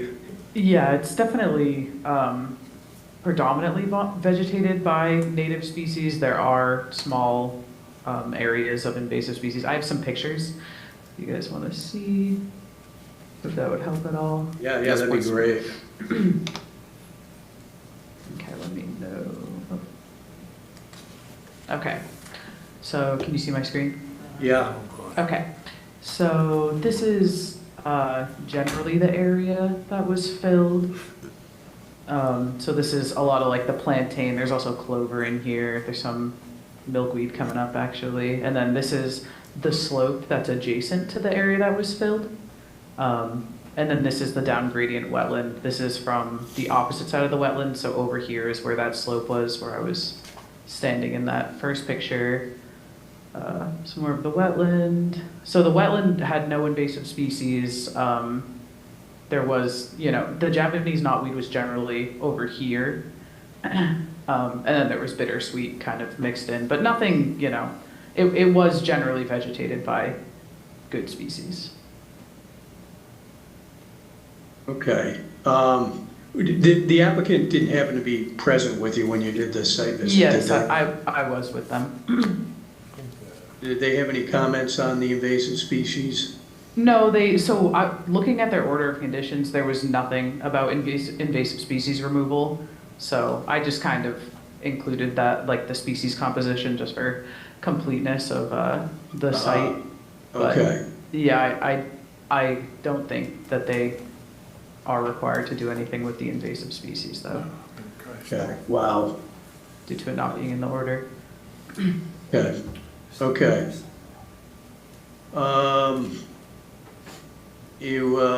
Down is vegetated, okay, so yeah, you mentioned that, the wetland is vegetated well. Didn't look like we had an as-built plan. Yes, that was my main recommendation, was just requiring an as-built plan, because that was part of the order of conditions, and then there was a few orders, like regarding the Slope of the hill. Exactly, that you would have to have an as-built plan to determine. Okay. All right, so I guess the next step is, Tyler, we'd want to send the applicant an email saying we'd like a as-built plan submitted before we can approve this, and to ensure that includes the specifications on the slope of the hill. Chair LePage, I believe they are here, if I'm not mistaken. Oh, okay, great. I didn't realize that. Yeah, Ron Peters, 78 Daniel Street. That order of conditions was supposed to be null and void because we were gonna go legal because we never did anything in the wetlands. And we got our feedback and everything else. I don't even know why it was actually in there, to be honest with you. And we're supposed to pass papers in 2 weeks. We can't start this process. Nothing's been done down there for 30 years. I have a letter that says that everything. Yeah, we have a letter in 2015 that says there's no violations. I can pass it to you. But that doesn't help you with this, but. Well, yeah, so we're not talking about violations, right? And, so were you the property owner when the work was done? I am. All we did was level off some of the land so we could have more land for our horses. pasture Right, for so horses. you were the landowner when the fill was put in. That's Did correct. you have a contractor do that, or do you handle it yourself? The town was helping us fill it, and when they did Route 140, they brought some clean fill in. Mr. Bauer. Wolfgang. So that's why all this thing exploded and then it went away, because the town was actually dumping there. And it's all clean fill, it's beautiful, it's a beautiful piece of property. I don't think there's any violations at all, or ever was. Oh, we're not saying there is a To violation. be clear, we're not talking about violations, right? We're just talking No, about there's no satisfying No, I know, the but orders of conditions that were issued. All they're asking for is administratively an as-built plan, put in the file, that's it, close out. how do I do that? I have to hire an engineer now and spend thousands of dollars, and I'm ready to move out? How do I, why is this coming out like this? So you're saying the town of Franklin DPW came in and put that fill in? That's right, I have They were photos. dumping there, yes. We had pictures, but I'm not surprised. we I'm not can't surprised. find I it. mean, it Yes. was, Not Th- we this- didn't know any different. This Yeah, needs to 30 go years away. ago. This Come on. needs to go away. We're just trying to get a clear understanding of what happened. Yeah. Nobody's, nothing to get upset about here. Well, I'm not So- getting upset. The problem is, I'm tired, we just lost our dog, we're trying to move, sorry. it's just a lot of stress. It's just part of the procedure. Yeah. Right. Or they could sell it to the Um, person, the owner, the new But, so nobody else helped spread the fill around, you didn't have a contractor involved at all? And the reason I'm asking is typically, it's a pretty simple process for a contractor to put together an as-built plan, right? Again, we're not looking to go spend thousands of dollars here, we're just trying to see if there's an easy solution to close this out procedurally that would make it easy for all of us, right? Yeah.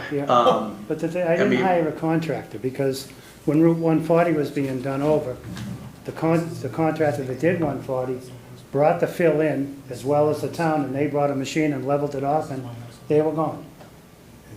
Okay, got it. All right, And nothing's been done for 30 years. I mean, it looks perfect down there. Well, we're looking at an aerial view of it. Okay. It's nice, right? It is. Yeah. Maybe if you can get an aerial view, if we can get it, you can get it, and outline it in red, saying this is our property, that would be a as-built plan. Well, didn't Margaret just do one? No. You must have somebody that, I know I can't do that, but Might I just weigh in? Have you happened to have had as-built done in the years since then for any other work that might have happened No, between the last 1990? The last time any of this was an issue was 2015, and we have a letter that says there's nothing wrong. But that's separate. But I We had a don't, neighbor put a swimming pool in, and they were bringing in loom. And then another neighbor come over and says we were filling the wetlands, and all he did was bring us loom. And then conservation come down and they wrote a letter saying there's nothing wrong. Case closed, and I can hand it to you if you'd like.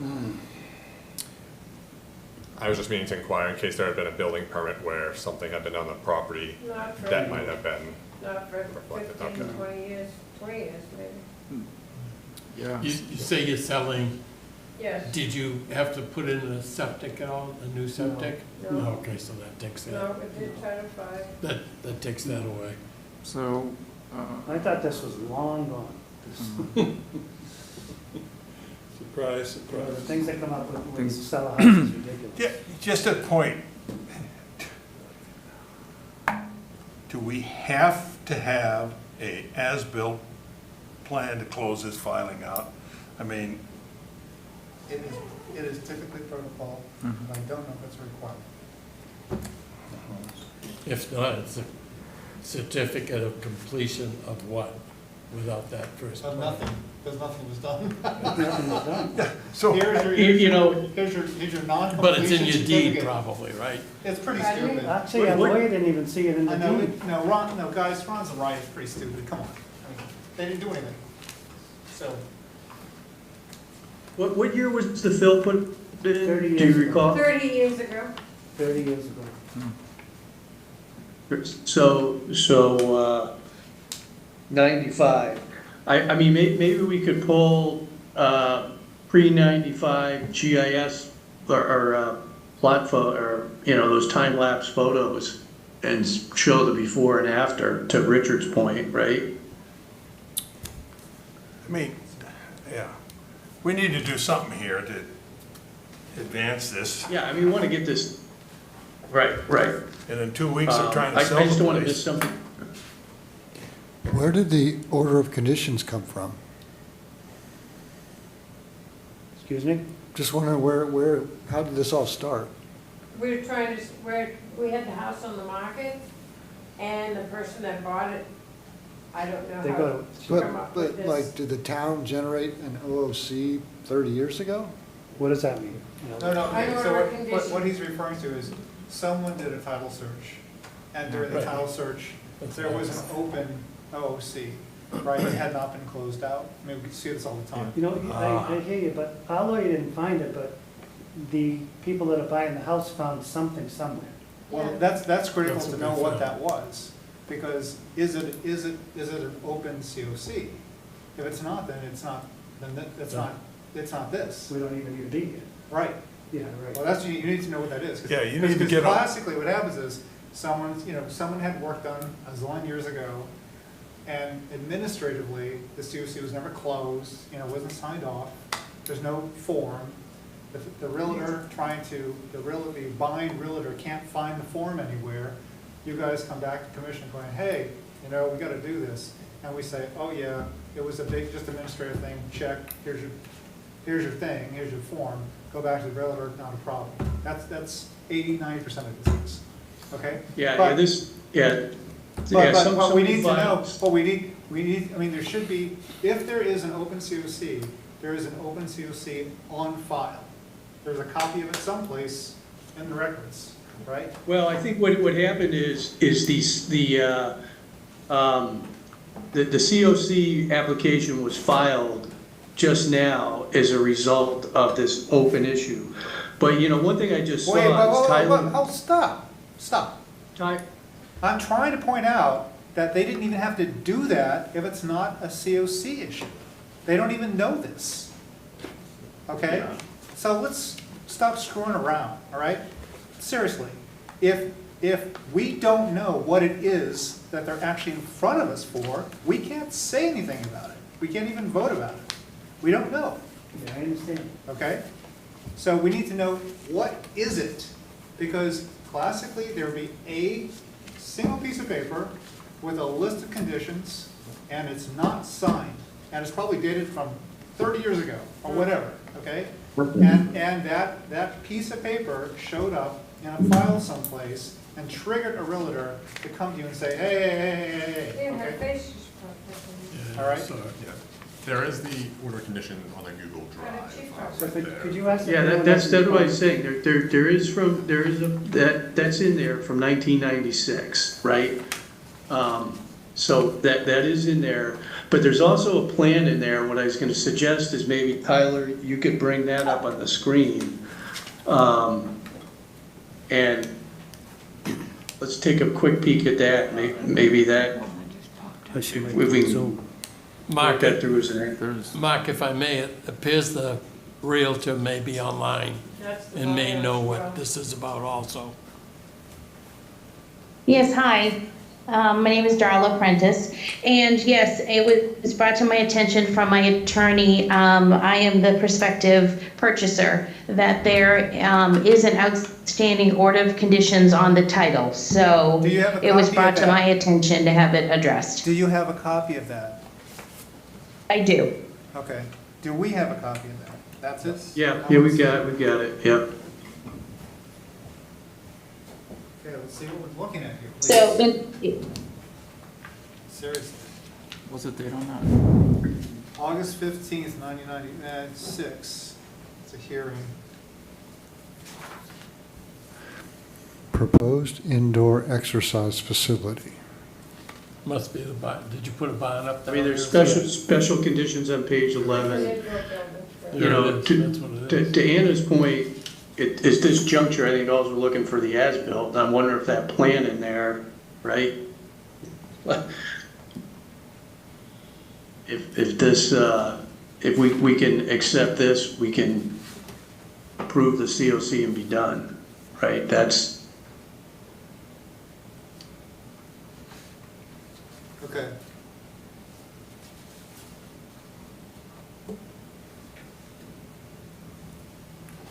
Yeah, Any- okay. any I mean, it's- thoughts? I mean, it's standard stuff. And, Right. I mean, it's standard stuff.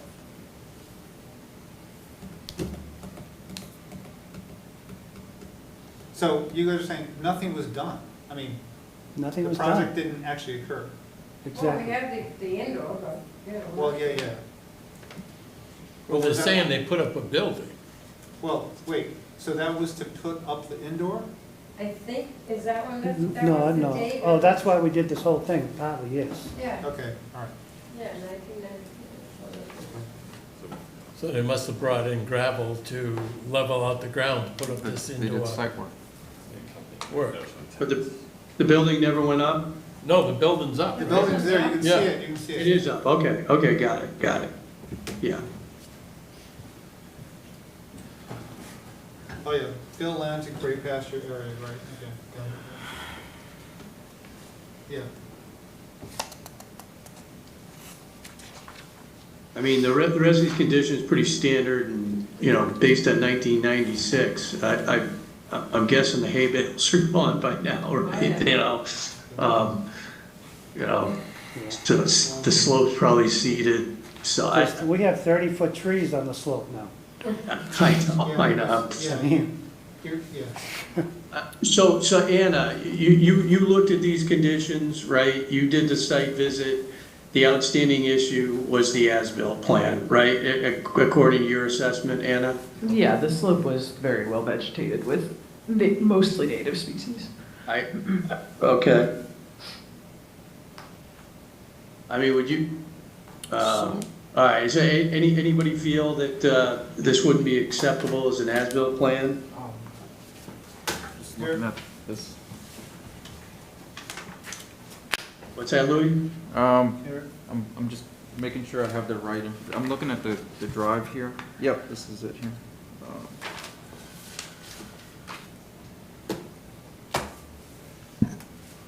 Yeah, they have here like Stake Hill Bills, level land 10 feet from wetland. So this was not done. So all this work here that's described. Right.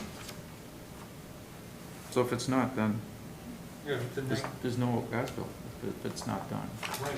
No harm, no foul. That's right. That's Is that what I mean? So you might notice that in there, it's, someone wrote down by hand, plan number 1. And plan number 1 was apparently what you guys are going to do, right? It isn't attached to this, but it says refer to plan number 1, but it's not attached. I think a picture is worth 1,000 words. I mean, look at the pictures, Live record. the photographs you took. Plan, that's the thing, it's 30 years old. The only plan is the one that you've been looking at and. Yeah, the 1994 plan. And then I looked at the property map. You can actually pull up a plan there too. It's actually even earlier than that, so before. That site was like, there was nothing there. Yeah. So really the most recent one is the 90s plan. Yeah, I was looking, that's what caught my attention too, is, you know, all the what's written in here, handwritten. And then, but the, you know, type right before that is as-built will be submitted. So, like I said, if there's nothing's below, nothing was done, then what can you submit? So it kind of tracks. Why are we saying nothing was done? Sounds like a building was put up, fill was put in. So what was not done? Yeah. You guys are describing that this wasn't done, this didn't occur, right? I'm sorry, I'll let you know. Yeah. The building's there. So it is, so. But the building's like 150 feet away from any wetland area. It's the fill, I think, that's jurisdictional. Is that Because right? you have the building, and then you must have an outside paddock area? Exactly. Yes. When they put the building in, because it's on a slope, Sure. they took some of the dirt up and they pushed it over and they leveled it all off. But they also brought fill in from up, Right, to make a larger area for pasture and so riding. that's where, Yeah, it could that's have all they gotten did. closer to wetland. Right, and that's why she was checking, Right. Yeah, that's all it did. and that's, she said she couldn't verify. And this is 30 years. And it's all coming up now.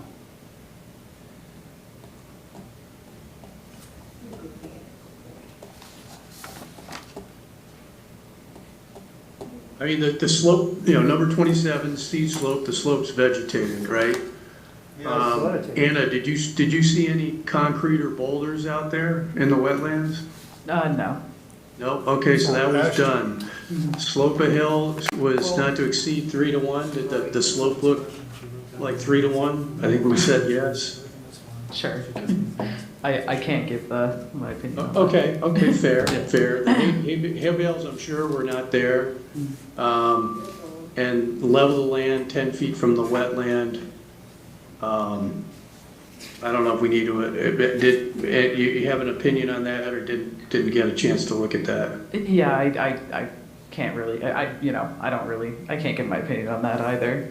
Okay, no, that's fair. Just cleaning up what we can, so. Yeah. So we're looking for an as-built, and then we gotta make a decision on whether the land was level 10 feet from the wetland and the slope of the hill. I mean, Said it doesn't exceed 3 to everybody 1. agree that's what it boils down to? It's not, it doesn't exceed 3 to 1, so it's all right. Right. Okay.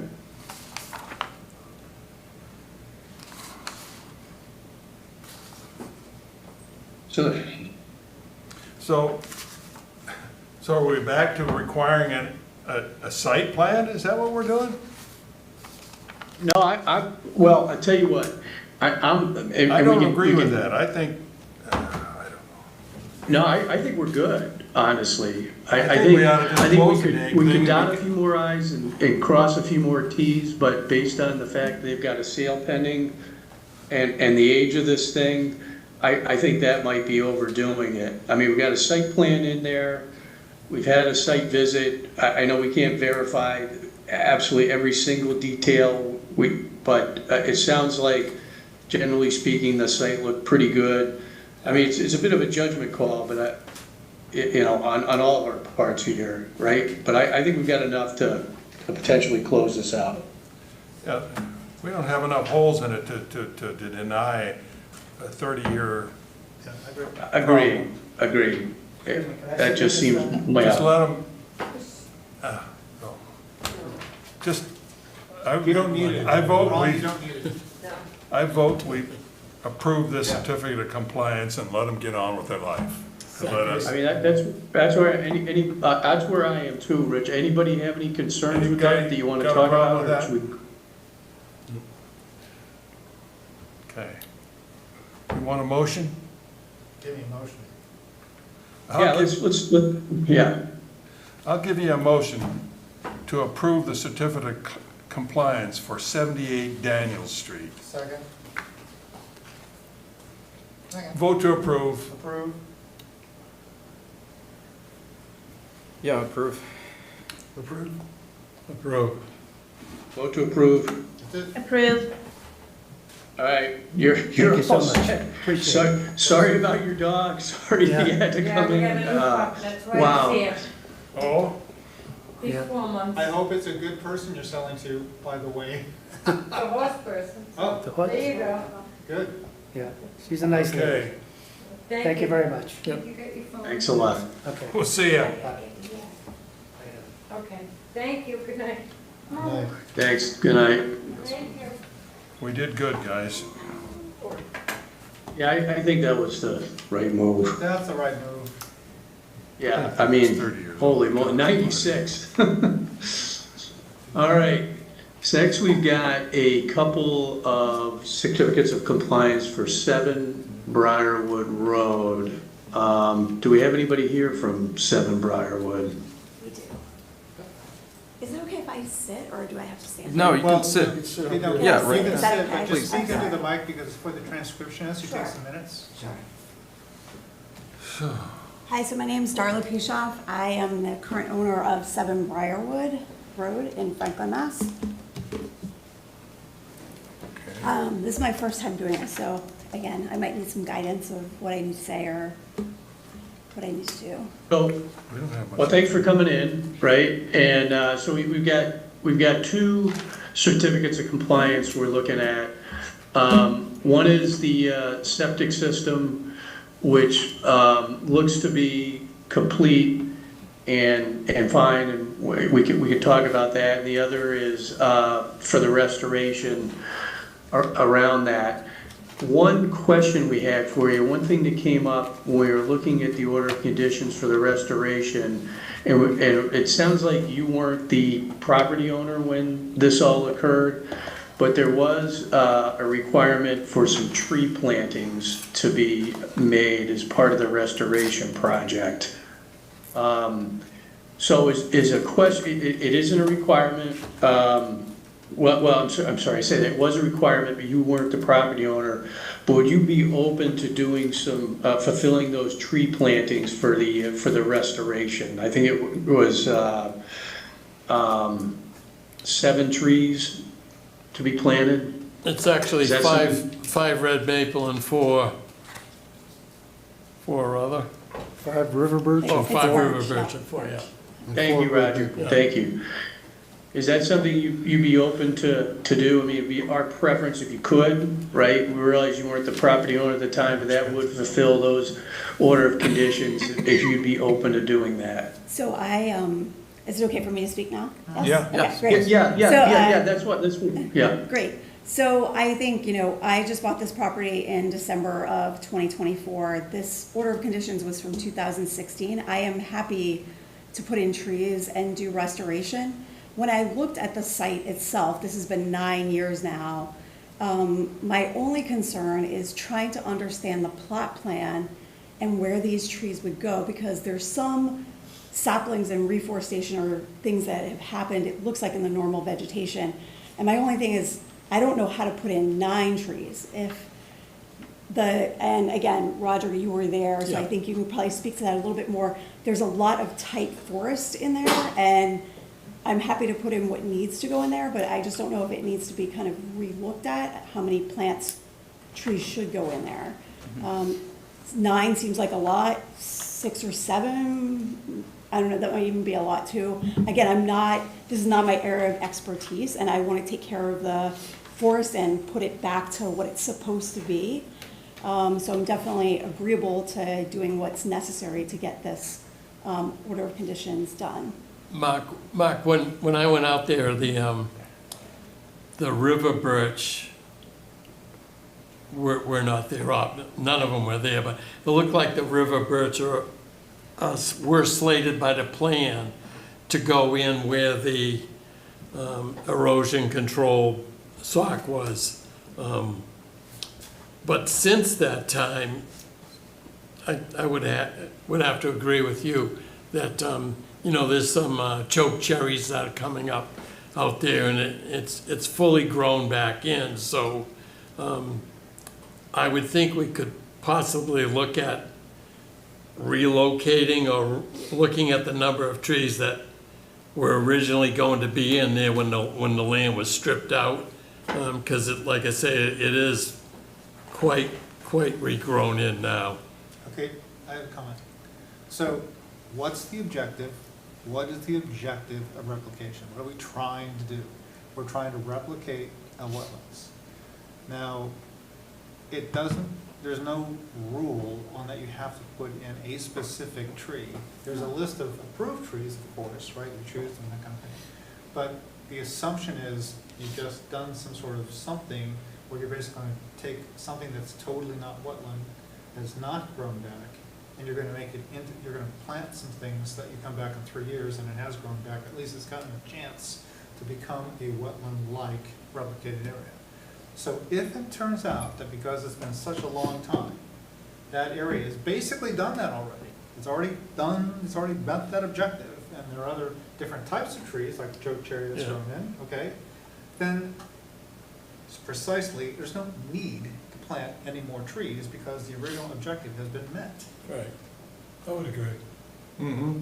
And I mean, as far as the wetland goes, I'm sure distance-wise, maybe 25 to 50 feet out, but at that point, you're probably a good 20 feet above where the stream is at the bottom of the hill. Right. Yeah. So, I mean, it's really not, So time is done for it what it needs to do. the original owner did not. Right. Okay? Nature took care of it. Yeah, nature basically took care of it, so fine, done. I think that's good. No replication. All right, so I think at this point, unless there's any further questions, we're good to approve the COC on both. So we need 2 separate motions, one for the septic and one for the restoration. So, We'll do it. all right, let's do that. Hit me. I'll hit you. I'll give you a motion to approve the COC for Briarwood, 7 Briarwood Septic. Second, Approve. approve. Approve. Approve. Approve. Approve. Approve? Everyone's approved? All right, COC's approved, good deal. And then the Restoration. I'll give you another motion to approve the COC for 7 Briarwood Restoration. Second, Approve. approve. Approve. Approved. Approve. Approve. Approve? All right, You're good. both You're COC done. are approved. Thank you for coming. Thank you guys so in. much, and I do want one comment. Tyler has been exceptional at helping me through this process. Wow. As a homeowner now, Nice. having conservation land, and I love forestry, and I'm definitely all about the plants and animals and saving our environment. So Thank you guys, and thank you, Tyler. I appreciate it. Thank Have you. a great rest of your Thanks night. for coming in with the Hopefully explanation. he'll fast. Tyler's doing a hell of a job.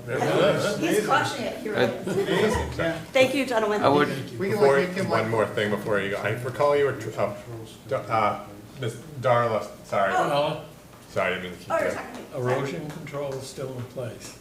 Okay. I was gonna say, I do believe you had mentioned, or initially come here for like, you're planning on filing a minor buffer zone activity for a deck. It seems like if the commission is correct, with the 2 certificates of compliance closed out following last meeting, she can file for that, is that? Yes. Yeah. Sure. Okay. Yeah, yeah. you start, yeah. she doesn't have to wait. I was gonna She ask, doesn't have to wait. and I didn't ask before we approved everything. This is really high. The erosion control, can that be removed? Oh, yes, I will definitely get that removed. Okay. I'll get my landscapers to pull that all Probably out. won't do Thank you, that gentlemen, anyway. so It much. doesn't add anything to the property. Okay, am I good now? You're good? Okay. Yeah, Well, take your time, don't worry. I will, don't worry, this MCL is not going on its own.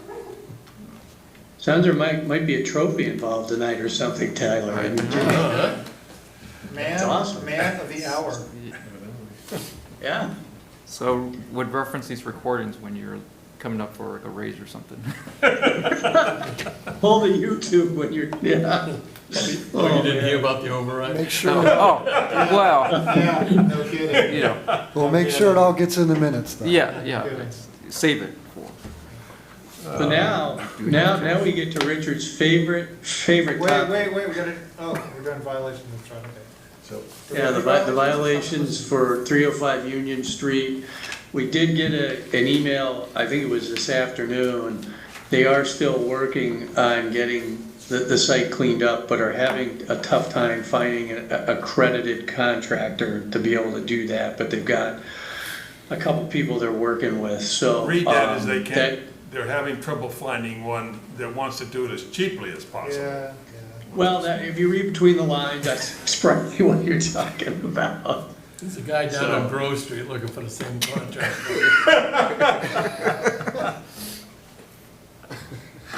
Way to go, Roger.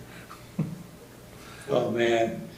So, we're looking to extend the enforcement order. Who wants to, 305 Union Street, I can't pass. yes, Let's extend, I'll give you a motion to extend the violation enforcement order for 305 Union Street for another 30 days. second, Wait, but, vote to extend. extend. Extend. How many years have we been doing I know, this? Extend. vote to extend. When I tune in years from now, you'll still have this on the agenda, it will still be. Nicole, did you extend? Extend. All right. With the minutes, and thanks Jeff for the heads up, she did not catch the minutes when we came back out of executive session, so I shot Judith a note. So I would say we not vote to approve those till they're complete because it doesn't contain the record of our vote. So we'll revisit that when it's complete on July 10th, hopefully. So we'll move past that. And then Anna, I know you've been waiting patiently, and we'll go through the site visits if that's okay. Yep, sounds good. And thank you for all your help in waiting. Of course. So I'm just gonna start with the first one on our list. So 9 Brookfield. This is a site where there's an MBZA for an extension on a house. After seeing the plans, it appears as though the extension the extension on the house was built in compliance with the plans. The only thing I really noted about this site, so the erosion controls are still up. Silt fences too, that's not good, but. Yeah, I don't know. I think that was actually on the plans, which thought was interesting, but yeah, so the only thing I noticed was basically there's a little bit of rill erosion occurring in areas that haven't been fully vegetated yet, and then some bare areas. So we had recommended, if you guys want to wait till it's fully vegetated, it is probably about 80% vegetated. And there's a pretty significant buffer between the wetland area and, the area of minimal vegetation. So they're looking to file an MBZA? no, this is an open MBZA. I think they're hoping to get it approved. I'm not 100% sure. Oh, okay, I got you. Tyler might know, yeah, more. Okay, misunderstood. Okay. Yeah, so they built an extension on the house right here and then put this deck in. Got it. I think I have the plans too, if you want to see them. So basically, yeah. some of the lawn hasn't taken yet. Yeah. Exactly. I got the same problem on my lawn. Yeah. Well, it looks good. Right? Yeah. Yeah, they had just reached out to us to check and see if When was the MBZA we were all, filed? they were all set in our eyes, or the commission's eyes. This is from last September. Okay, all right. So when did they Yeah, actually construct it? Like, when was it? When we asked for them to start doing that? It was last year.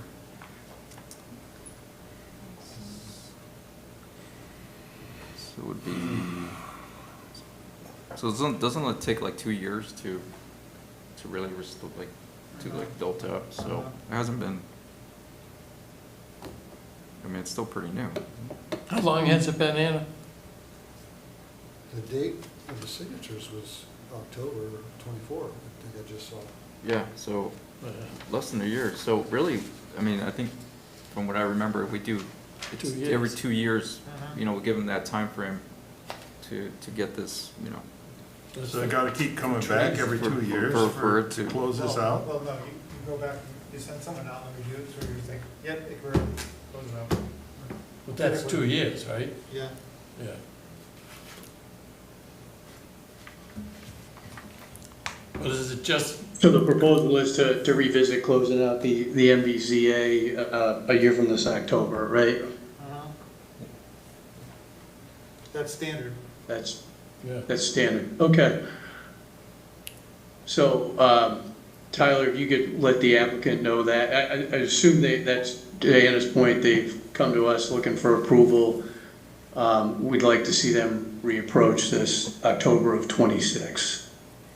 Tell them to go out and throw a little seed on the bare spots. Yeah, and Yeah, get a sprinkler out there, but only on approved days. Not your garbage day, yeah. one thing I would say is just if they can kind of focus a little on the part where it's eroding.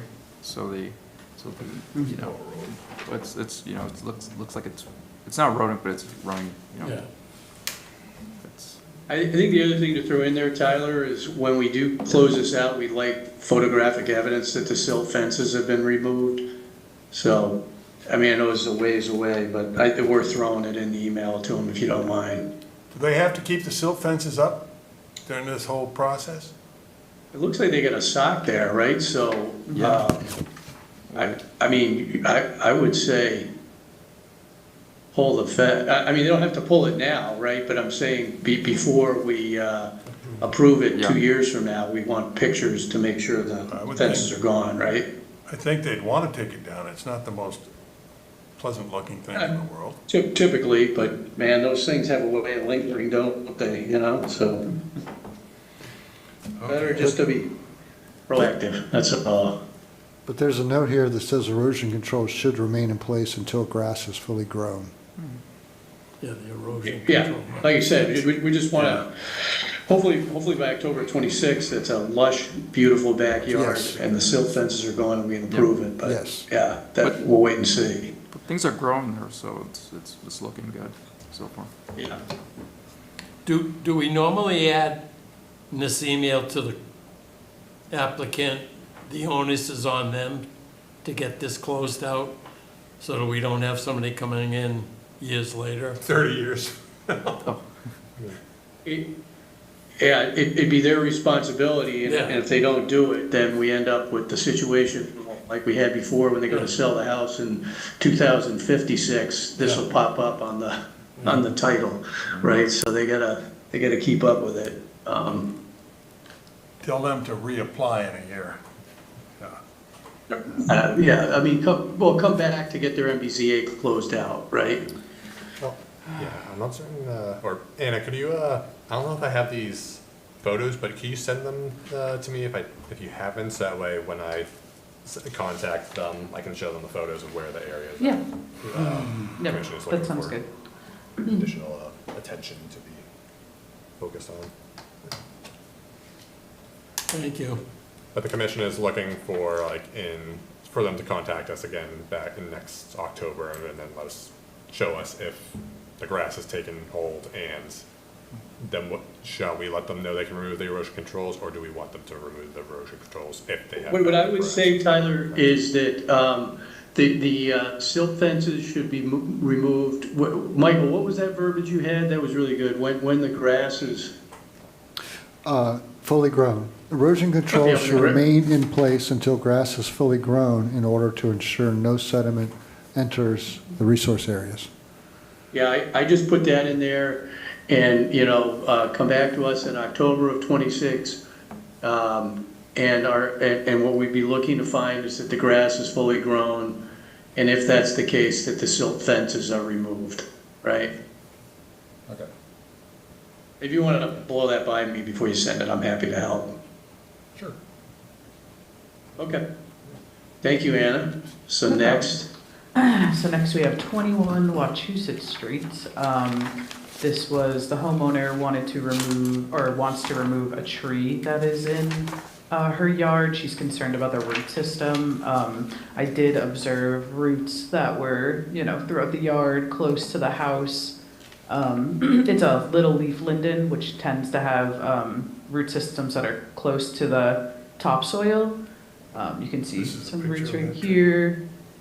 The only issue is it's directly adjacent to this intermittent stream. So there's no riverfront area, but there is the 100-foot buffer zone. And so this is the stream right here, and this is the tree. So it's very close. It's, approximately 20 to 30 feet near the tree.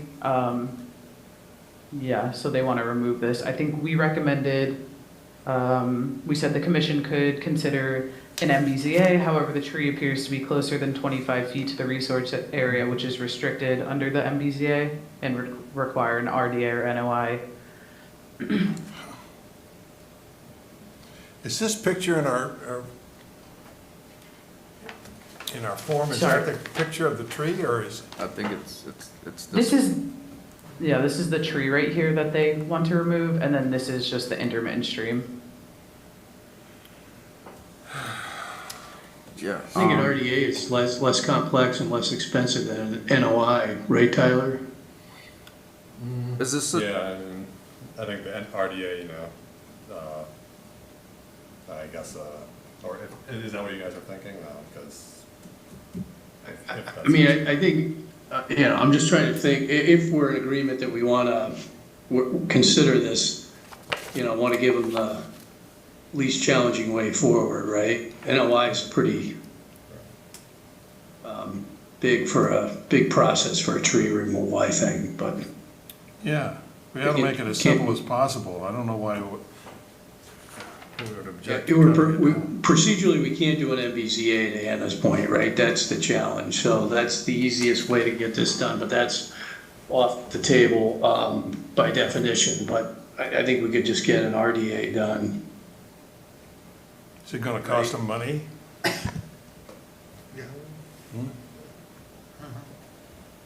Tyler, do you know what the application cost is for an RDA versus an MBZA?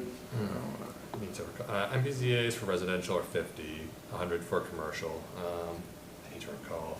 It's been a while since we had an RDA. It's either 50 or 100, but I'll check on that fee. Well, pretty close, right? Okay. Anna, do you have can you scroll through the pictures? I just want to, we have two pictures here on the report, on the agent report, but it's the one that's kind of the large, that one right there. Okay. Yep. So yeah, that matches up. So it's kind of like toppling over the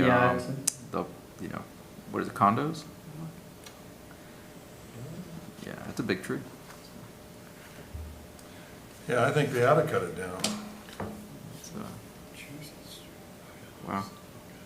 It's pretty, it's pretty spread out. So,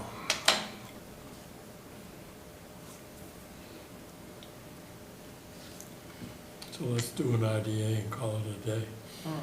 Yeah, let's recommend, Tyler, that they file an RDA, and we'll take a look at that and hopefully get this done.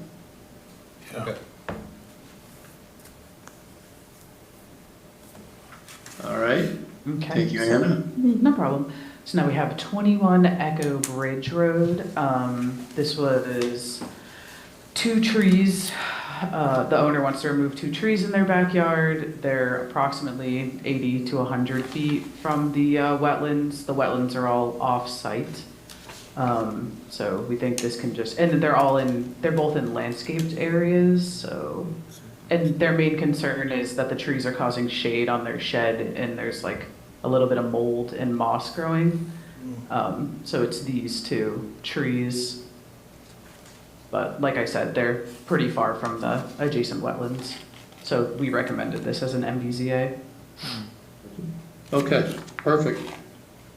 Yeah, so we'll Tyler, you can just shoot him a note, have him do an MBZA. Right, everybody good with that? Yeah.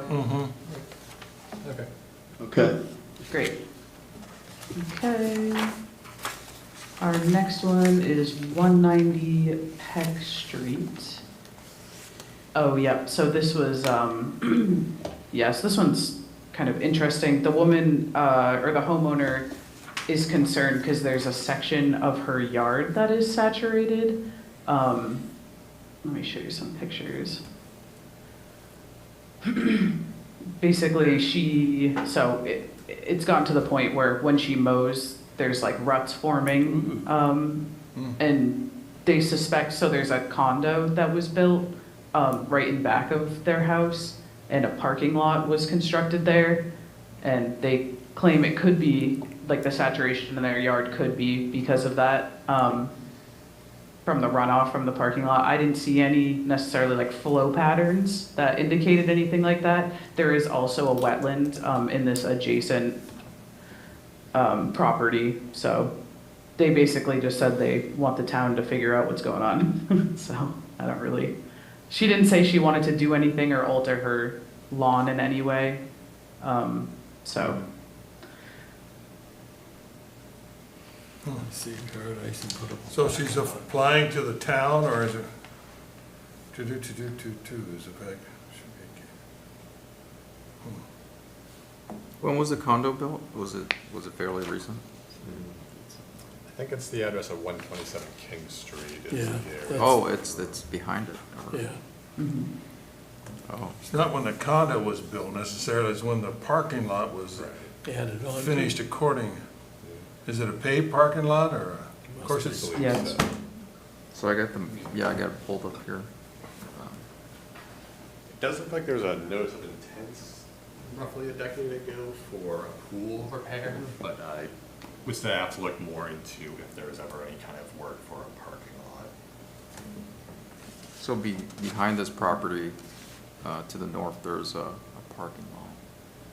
Yeah, I have a screenshot of the mass map. Anna, is that anywhere near the New England Power thing down there? Transfer or substation, I guess you'd call it. I'm not sure, honestly. This is the property right here. This All is right. the adjacent wetland, and this is that parking lot. Okay. Yeah.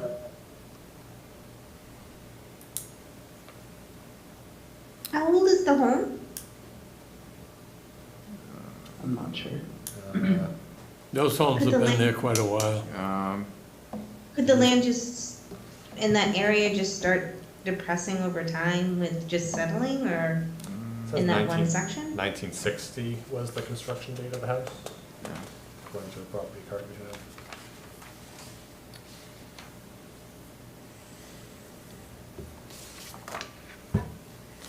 So the condos have been there a while, but, so I guess the parking lot is new? Is that it? Is she saying something was done to the parking lot? Recently installed parking lot. Yeah. Yeah, that's why I asked. But that building's always been there. Yeah, Well, those buildings for have been quite there a while. long time, yeah. Yeah. I mean, I can have a look and see if there was ever any kind of like planning board filing. I could just drive Yes. through the back there and you'd see it too. so that wetland to the, I want to say is it the east of that property, around the backyard? So that's, if I'm reading that, does that look like it may now extend over to their, like inland? Is that why it's kind of, they're getting wet, areas that are now wet now at this point? Because there is something behind the adjacent property. They definitely have some wetlands. So I don't know if now it's continuing on to the to the other Oh, side. yeah, they passed it down. Like, yeah, it's like extended now. I think the homeowner has lived there for quite a bit of, I don't know exactly how many years, but Yeah. so this does seem like a new development rather than having moved into a property and Yeah.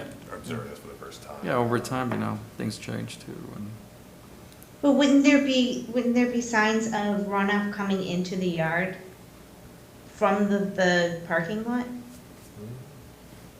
Not necessarily, if it was, it could be absorbed into the, you'd have to look at the whole thing to determine where the runoff could come from. It might be going underground, is what I'm saying. But that's what I was wondering, if maybe the elevation has changed over time in that one section. Yeah. Don't know. Is this something that, it's not applying for anything, so. Yeah, I mean, I don't know that there's a lot we can do here. I guess, I think Tyler had it right. We can do a quick scan to see if we see any projects that have come before us in the immediate surrounding lots, I think is what you were thinking, Tyler. I mean, short of that, really not much we can do. Yeah, I think Anna going out there was to see if there was anything causing any change recently, but if Anna wants to correct me, it doesn't seem like anything is immediately evident that might be like causing there to potentially be like more water on site than recent. So maybe I assume the applicant's looking for some kind of response. I mean, what we could say is that, Anna, if you're comfortable with it, based on our observations, we didn't see any flow patterns that indicated surface level runoff from the driveway or the parking lot.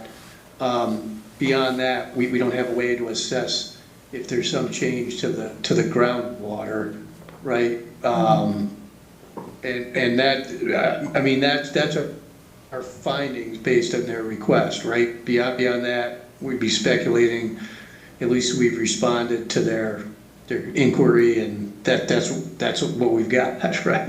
Yeah. I mean, is that accurate, Anna, to what I heard you say? You feel comfortable with that? We basically said, it is recommended that the town look into any permit filings for the alleged expansion of the parking area as noted by the homeowner to determine if there are records of what was proposed to manage for stormwater for this parking lot. So basically what Tyler was mentioning about just looking into any permits. But I'm also thinking that's probably ZBA, right, based on that. So, okay, so Tyler, you're gonna look into that then? Is that the move forward, or? Yes, I'll see if they've been before a different board or entity or otherwise. Okay. All right, we'll check that out and then we'll construct a response and, okay. Okay, sounds good. Everybody good with that? Yes. Yeah. That's a different one. Yeah. Okay, so I have the town forest trail next. Let me just make sure I went through all the other ones. We gotta get that picture of Richard's tape up there. Yes. What about 30 Uncas Brook Road? Yeah. Excuse me? Yeah, it's part of the site visits. That's like this, yep, okay. We have 30 Uncas Brook Row is the last one? Yep. Yeah, okay, so this was the site. The homeowner wasn't there when I went, but it does appear as though the house is approximately, there was no upgraded wetlands from the pond, so the pond is the closest resource area to the house, and it appears as though the house is about 50 to 60 feet from the pond. So we just said, you know, if the deck that is proposed complies with all MBZA requirements, then it could be filed as that, and if it doesn't, then an RDA or an RDA or NOI should be filed. Yeah, the applicants had inquired with us if they should amend their order of conditions for this, so I think we're trying to gauge the area based on these findings, but, I was looking at their plans from the building department, I think, if I read them correctly, they said it was 24 foot by 36 foot was the display. I'd have to check again, I think that's 384 square feet of that. And you're saying if the deck is less than 1,000 square feet and at least 25 feet from the resource area? Am I understanding that correctly, Hannah, or? Mm-hmm. Yeah, that's what we had in our recommendations. Is that a new house or an existing house? Existing. In fact, it looks So like if the they, slide is there, there must have been a deck there before, right?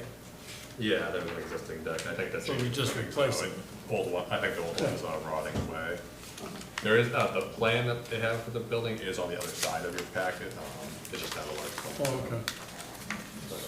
So they've come to us before for other things. For, I think, a septic system out in the front yard. A foundation and a septic system back 2 years ago.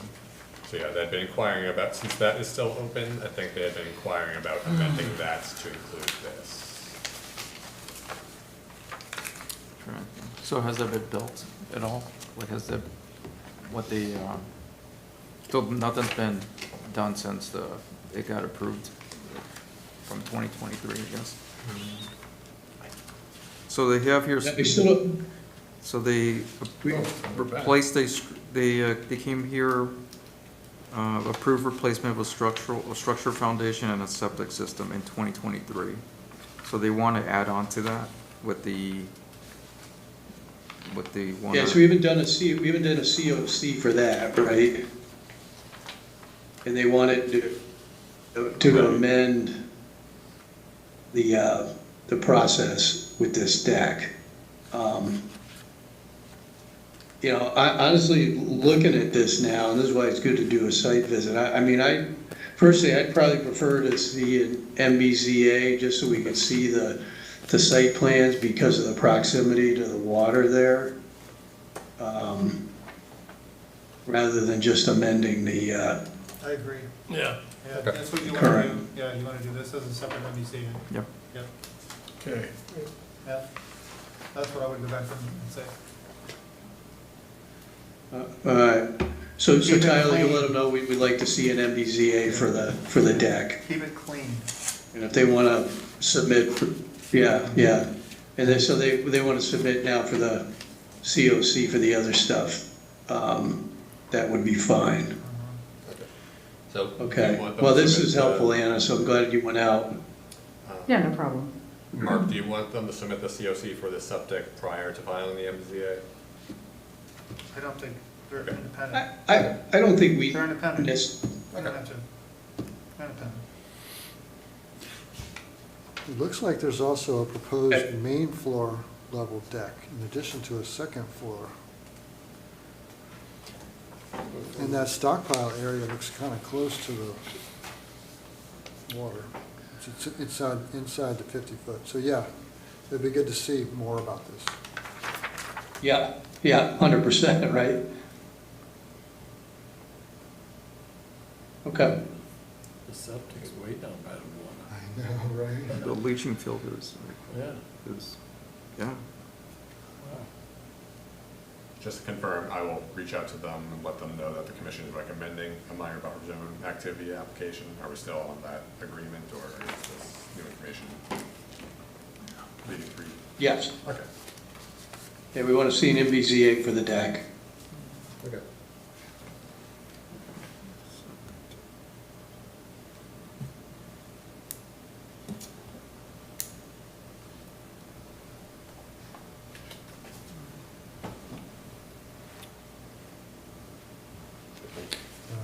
Septic tanks here. What's this? It's in the front of- 70 feet to the septic tank. Yeah, that makes sense. I can't imagine we would approve that. It's at the front of the house. In the front of the house, yeah. Yeah.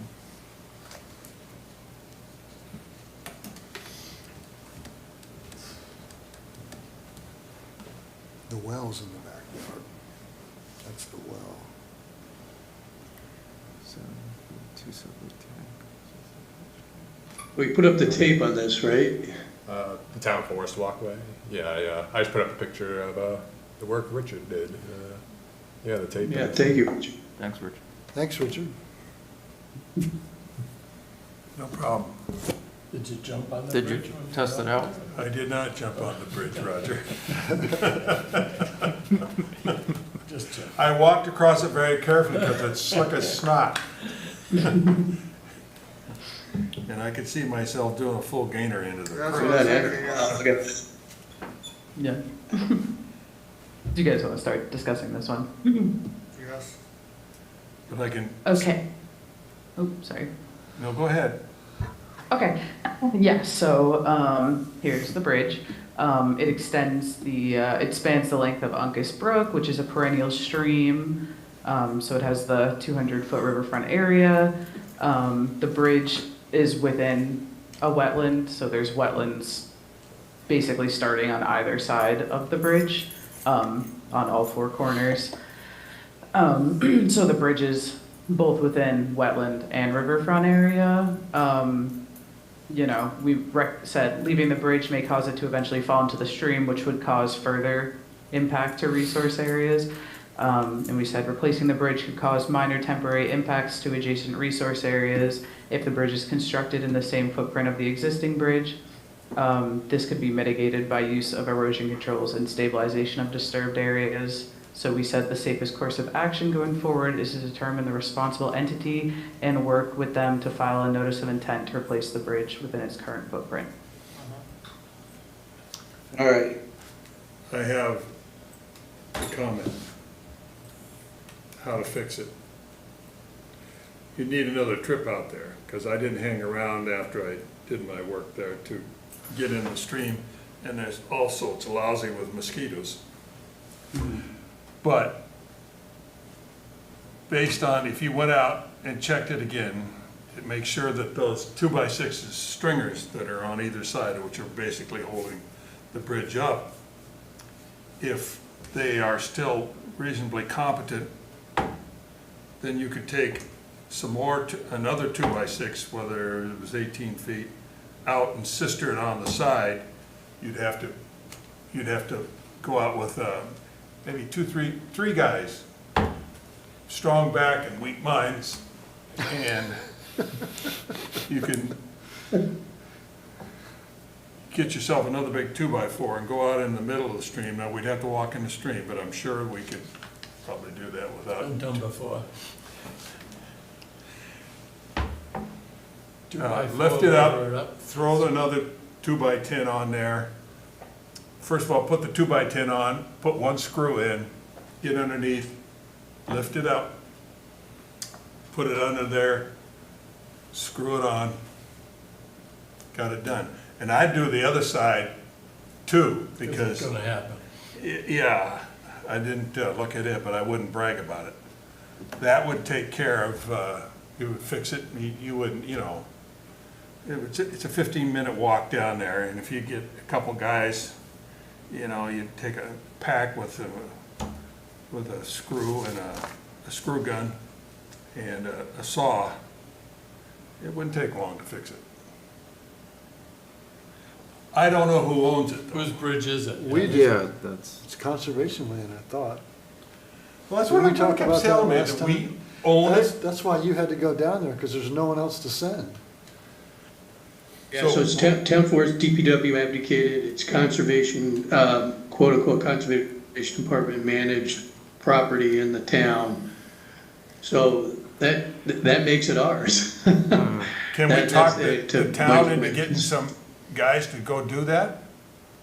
To go fix it? Or do we have to go do Well, it? What do you guys think? We could hire Don't know. somebody, right? We could hire somebody to fix it. We've Yeah, got money. Well, you're going to hire, you're gonna hire an agency, a licensed bonded entity to go in and do the work. I agree with Richard, that's the easiest course of action. If everything else on the, if all the materials on the bridge are considered salvageable and we're only talking about the stringers, just basically assist to the stringers, you basically short it up, that's all you need to do, it's good to go, that's it. And quick and dirty, very minimal impact. Did you say it was really slippery though, Richard? Well, it was, They all are, they're all mossy. It's probably It's a mossy. little mossy. It's all shaded, it's all Put some shaded. of It that gets wet. sandpaper too. I'm not the too town stable owns on it, my but feet somebody anymore falls on it. anyway, so I walk across it Put some of with, that non-skid to just lay on top. you could, I was thinking of power washer, but hell, you can't get a power washer down there. Run off. Get some of that non-skid tread Yeah, that's what I was thinking. put on there or something, but We could do I something, guess we gotta, yeah. I guess if we're doing it, we could throw a couple 2x4s on there and make a railing too. Of course, if you put a railing up, it's gotta be, That takes the thrill out of crossing. Okay. well, Guys, it's gotta any- be, anything- meet certain Any specifications. railing you put up, Yeah, it's someone's not- yeah. gonna knock it down and throw it into the river. Or if it fails, then you're gonna get sued because they fell in the water and Right. everything. No, you Yeah, could probably fix it, simpler than that. 3 guys could fix it in a couple hours. So this is in the wet. Probably fix it quicker than we're gonna talk about it. That's, Yeah. I say So- let's do Richard's We gotta plan. see, Just do Richard's plan. I'm in, Richard. yeah, it can be done. I don't know if I wanna be a strong back and simple mind, but I'm. I don't either. Why are you looking at me, guys? Like, Yeah. Hey, yeah, hey. I'm already on ibuprofen. Can we get some of the town guys to come down and help us? The townie guys. Townie guys? I think, Brian has some I think people- we explored that. Oh, we have Derek's email address. It was firmly planted back in our lap. Well, no, we're taking. I think to Jeff's point, our best bet. Whoa, Mark. No, I think the responsibility for any costs we're throwing back in our lap, sure. But if we're actually just doing this on a volunteer basis, that's different. So, and if we're gonna, and again, people are thinking we're gonna reconstruct a bridge. That's not what we're talking about here. We're talking about No. banging on two boards on the sides. It's a big difference now. So I would go back to Ryan and say, Ryan, is there anybody in your Okay. sphere that'd be willing to, that has at least the knowledge and would be willing to come out and do this job quick and dirty, and, if they want to get paid for something, we'll do it, not a problem, take it out of our funds. I mean, his thought was gonna be an Eagle Scout, right? But Oh, Yeah. come on. Do you really want a kid to do Well, it? Yeah. So I remember Sorry, we the had bridge a, fell on him, he's paralyzed for life, oh, I'm sorry, no. I remember, I think it was one of my first meetings, we had just telling you where Ryan was coming from, so. there was a project that they were looking to build something similar to this, and they did have a troop out there, so. Well, I mean, we could. We could But- use but- use but them we as, have to have them, they have to sign away all their liability. We can't be liable for anybody that gets hurt or injured. Yeah. That is the thing we can't do. No, so maybe the move is we go back to Ryan and say, hey, we've got a recommended simpler fix than a whole project to reconstruct the bridge. Does he have any suggestions to people that might be willing to volunteer to help? And it could be an Eagle Scout. Or does, if short of that, see if a recommendation of somebody that might do the work, right? See what he says. the hardest part about this is lugging those two 2x10s or whatever. I think it's gonna be a 2x10 down there. Right, yeah. Down that path that's got all the branches in there. Does anybody have like a gator or anything? No, I'm serious. Right? Fire department and DPW do. Would they run Use a that? gator. Well, yeah. Tie to the top. tie I'd to take the grunt out of it, because that, No, you're not gonna be, no, you're not gonna. lugging those two things down there would be, No, it's too far in, it's too far, you don't. I've seen them on the corner with the gators. it might be kind of fun too, Since this is conservation, I guess, what's it jurisdiction for, like, how do we deal with the la carte stuff? Like, when it comes to maintenance and, things that maybe would require somebody to, step in and do stuff like this? Well, we have, because people have gone in and destroyed, the kids have kicked out the wooden slats and stuff like that, on the dams that we built and all that kind of stuff. And that happened the first 3 years, it happened all the time. Yeah. The DPW go in and fix it. Okay. So they've supported before? Yeah. Okay. Yeah. Let's ask the question, I guess. I think part of the issue, right, they're stretched in, we've got, they're already cutting back on other services because of the budget cuts that we asked this, I believe I'm accurate in saying, Tyler, we asked, this wasn't something they felt they could handle or help us with, right? We did ask. But again, that was So- when we were rebuilding the bridge, that's different. I'm just saying, that was. Okay. The proposed, Yeah. what we approached people with was, we want to rebuild the bridge. We're gonna rip the bridge out and rebuild it. That's not what we're doing. Gonna repair it. Yeah, now we're gonna repair it. We can always ask them, and if they Okay. say no, then we So take it on ourselves. Plan B. Yeah. Fine. Fine.